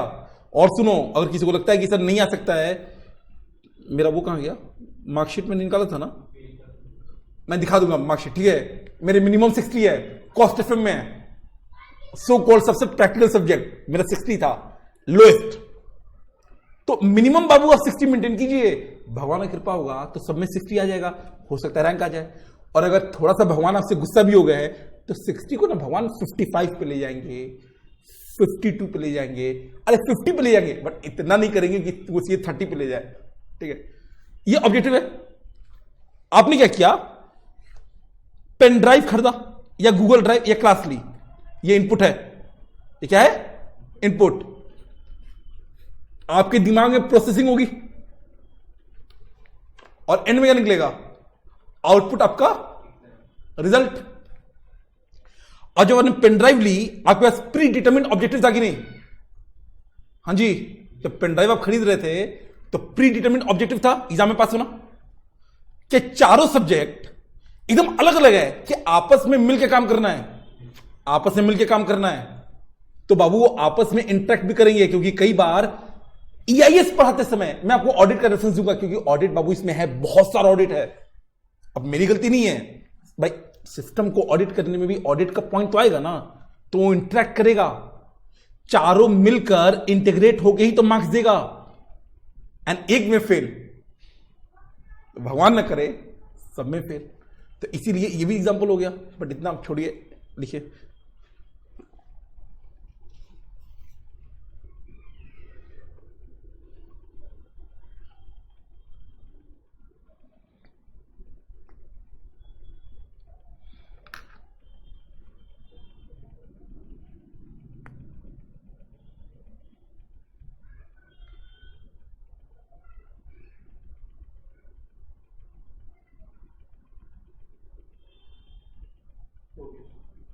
चलिए, ये एग्जांपल अब लिखना नहीं है, ये बस मैंने समझाने के लिए यूज किया था। ठीक है, ये तो बस ऐसे ही दिमाग में आ गया बैठे बैठे। आज का लास्ट टॉपिक एकदम बस ओवरव्यू दूंगा, क्योंकि ये लंबा टॉपिक है। Components of information system. अरे बाबू रट्टा नहीं मारना है। इंफॉर्मेशन सिस्टम क्या था? अ कॉम्बिनेशन ऑफ कुछ आइटम्स है ना, वही तो कंपोनेंट है। Information system is a combination of few things with an objective of few objectives। अब किस किस चीज का कॉम्बिनेशन था sir? Hardware, software, people, data, and last में सबको कनेक्ट करना है, नेटवर्किंग। भाई हमारे में भी कंप्यूटर और ये क्या नाम है, कैमरा और माइक्रोफोन, ये सब कनेक्टेड है कि नहीं है? कनेक्टेड है। दूसरा चीज ऑब्जेक्टिव क्या है? ऑब्जेक्टिव डिसीजन लेना एंड कंट्रोल करना प्रोसीजर को। तो कंपोनेंट बाबू इसका वही है जो आपने पढ़ा है। कंपोनेंट क्या है इसका? पीपल। उसके अलावा हार्डवेयर सॉफ्टवेयर को मैं प्यार से बोल दूं एक साथ, कंप्यूटर सिस्टम। जो हार्डवेयर सॉफ्टवेयर है आपने बिल्कुल सही पढ़ा है। अच्छा, SH/W मतलब H/W और S/W data resource and finally network. सुनिए बाबू, लिखो मत ना, मैं टाइम दूंगा, डोंट वरी। पीपल सबसे सिंपल है। पीपल सबसे सिंपल है क्यों? क्योंकि देखो, किसी भी इंफॉर्मेशन सिस्टम को बनाने में या उसको इंप्लीमेंट करने में या यूज करने के लिए इंसान चाहिए। अब सपोज एक सिस्टम बना हुआ है, ये रिकॉर्डिंग वाला, इसमें कौन कौन इन्वॉल्व है? जिससे मैंने सामान खरीदा उसने इंप्लीमेंट करा होगा, मैं खुद यूज कर रहा हूं। तो हर वो ह्यूमन एलिमेंट, हर वो पर्सन जो सिस्टम को इन्फ्लुएंस करता है, वो कहां आएगा? पीपल में। कंप्यूटर सिस्टम हमें समझाना है, डोंट वरी। हार्डवेयर सॉफ्टवेयर, इसको हम थोड़ा डिटेल में जाएंगे, बट डोंट वरी। जो भी मैं हार्डवेयर सॉफ्टवेयर पढ़ूंगा ना, इसका ज्यादा इंपैक्ट ना आपको प्रैक्टिकल लाइफ में भी चाहिए होगा। जब आप आम डिस्कशन करते हो किसी अच्छे नॉलेजेबल आदमी से, आपको पता है अभी आरोग्य सेतु एप्लीकेशन निकला है, हमारा खुद का मोबाइल एप्लीकेशन है, बहुत से बच्चे उसमें देख रहे हैं, वो सब सॉफ्टवेयर में हम पढ़ेंगे। कई सारे सॉफ्टवेयर होते हैं, आपको लगता है केवल विंडोज है, बाबू विंडोज के अलावा भी बहुत सारे हैं। कितने लोगों ने नाम सुना है? टाइजन बड़ा है, सैमसंग का है, यूज नहीं होता ज्यादा, बट सैमसंग का है। सबने एंड्रॉइड सुना है, आई एग्री। हार्मनी ओएस कितने कितने लोगों ने सुना है? हार्मनी। और बाबू बड़ा बात नहीं है, क्या से 1 साल 2 साल बाद हार्मनी ओएस एंड्रॉइड को टक्कर दे दे, कैसे देगा? उस सबके पीछे स्टोरीज है जो मैं आपको बताऊंगा। द थिंग इज, एक तो ये सॉफ्टवेयर का चीज होगा, बहुत बड़ी दुनिया है, जितना पॉसिबल हुआ वो सब हम लोग बता देंगे। हार्डवेयर में एक कंप्यूटर के अंदर में क्या क्या इंपॉर्टेंट पॉइंट है, हम लोग डेफिनेशन नहीं रटवा रहे हैं, बट कम से कम पता होना चाहिए ना कि रैम क्या होता है, इंटरनल मेमोरी क्या होता है, सीपीयू क्या होता है। आज की डेट में मैं आपसे पूछूं बताओ सीपीयू क्या होता है, तो बचपन में तो मुझे याद है बड़े अच्छे से, टीचर जी ने एकदम सही बताया था, एक डब्बा दिखाया था कि दिस इज अ सीपीयू, दिखाया था कि नहीं? नहीं होता है वो सीपीयू, उसको कैबिनेट बोलते हैं। ये जो आप सीपीयू देखते हो क्या है? कैबिनेट। सीपीयू तो इतना सा होता है, मतलब इतना सा भी नहीं, थोड़ा सा बड़ा होता है, बट छोटा होता है बहुत। तो ये सब हम लोग करेंगे, ये जो आपको एग्जाम के लिए भी प्लस आपके प्रैक्टिकल लाइफ में, पर्सनल प्रैक्टिकल लाइफ में यूज आएगा। Data resource again very very important, and network तो बाबू this will take some time, but ये सब अगेन नेटवर्क का सिंपल मीनिंग क्या होता है? नेटवर्क का वो डिवाइस जो आपको कनेक्ट करेगा, वो डिवाइस जो आपको कनेक्ट करेगा। और आज की डेट में बाबू डिवाइसेस कनेक्टेड है कि नहीं? कनेक्टेड है। आज की डेट में मैं अपने मोबाइल पे जो काम कर रहा होता हूं सॉफ्टवेयर पे, वही सॉफ्टवेयर में जब मैं लैपटॉप पे खोलता हूं, लैपटॉप पे वहीं से खुलता है, हमने सिंक किया हुआ है, वो सब नेटवर्क में पढ़ेंगे। तो ये 4 अलग अलग हैं। मैं क्या करूं, मैं इसको लिख दूं केवल पीपल वाला, मतलब ये सबसे सिंपल है, इसमें कुछ ज्यादा है नहीं। पीपल में कौन कौन आएगा भैया?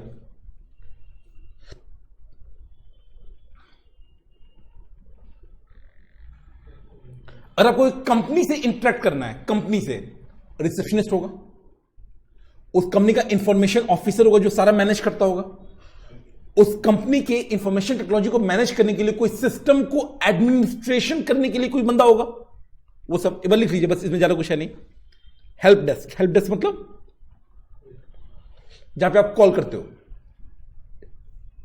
आपने सुना होगा सेल परचेज की एंट्री डालना, डेटा एंट्री ऑपरेटर बोलते हैं। क्या बोलते हैं बाबू? बहुत घटिया, सॉरी मैं ये नहीं कह रहा कोई काम घटिया है, बट लो पेइंग है। क्या है? Low paying. डेटा एंट्री करने में बाबू 5-10 रुपए ना मिलेगा, या मैक्सिमम 10 मिले, बट ये भी एक काम है। हाँ, इसमें एक काम मिलेगा आपको, chief information officer, system administrator. सुनिए, आपको सुनिए एक एग्जांपल देता हूं, एकदम लाइव एग्जांपल है, हुआ था हम लोग के साथ। पीडब्ल्यूसी, आपको समझ में आ रहा है? पीडब्ल्यूसी छोटा कंपनी, बड़ा कंपनी, बहुत बड़ा कंपनी, वर्ल्ड वाइड। जब मैंने डिजाइन किया था 157 कंट्री में थे। कितने में थे? 157। तो जितने भी कंट्री जिसमें थोड़ा भी वैल्यू है वो वहां पे पीडब्ल्यूसी है। अब पीडब्ल्यूसी में क्या होता है, जैसे मानो इंडिया की बात करो, इंडिया में उसके ऑफिस मानो 10 जगह है, सबके लिए एक कॉमन सिस्टम है जो सब कोई एक्सेस करता है, ठीक है? अब पता क्या चला, सुनना क्या हुआ, एक डायरेक्टर थे वहां पे, नाम नहीं लूंगा, क्योंकि वो थोड़ा सा पर्सनल हो जाएगा, बट एक डायरेक्टर थे and he was a senior director, मतलब वो मे बी 1 साल के अंदर पार्टनर बनते हैं।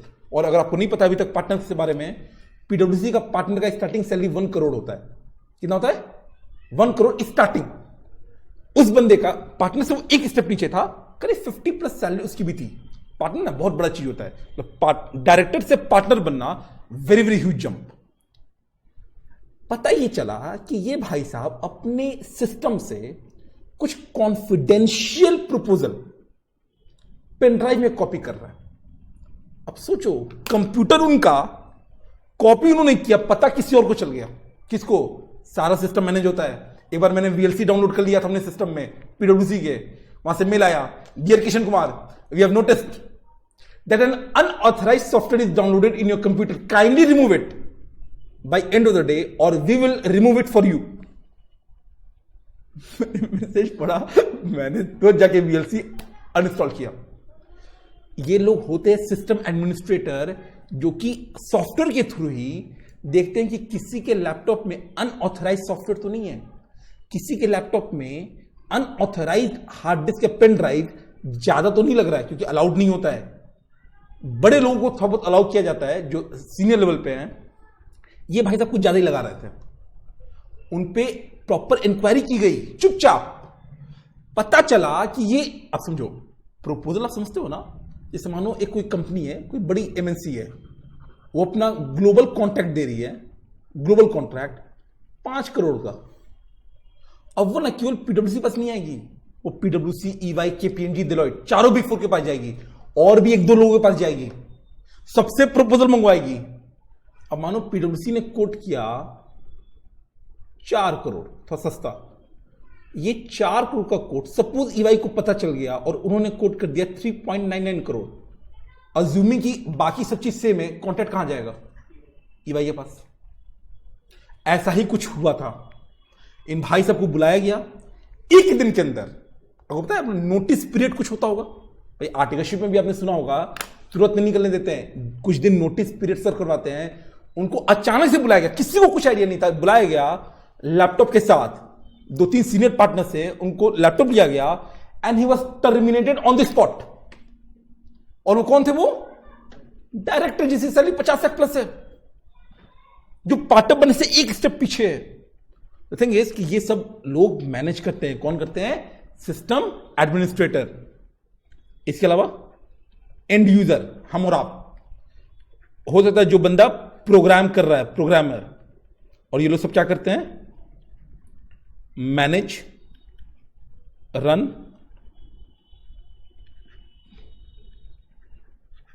प्रोग्राम और use information system.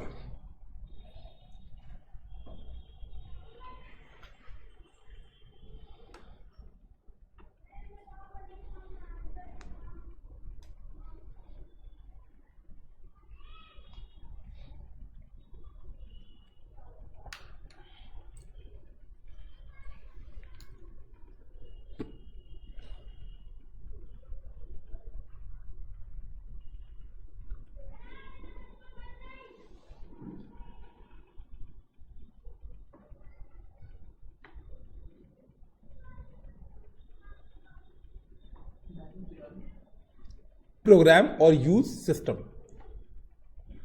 Information system.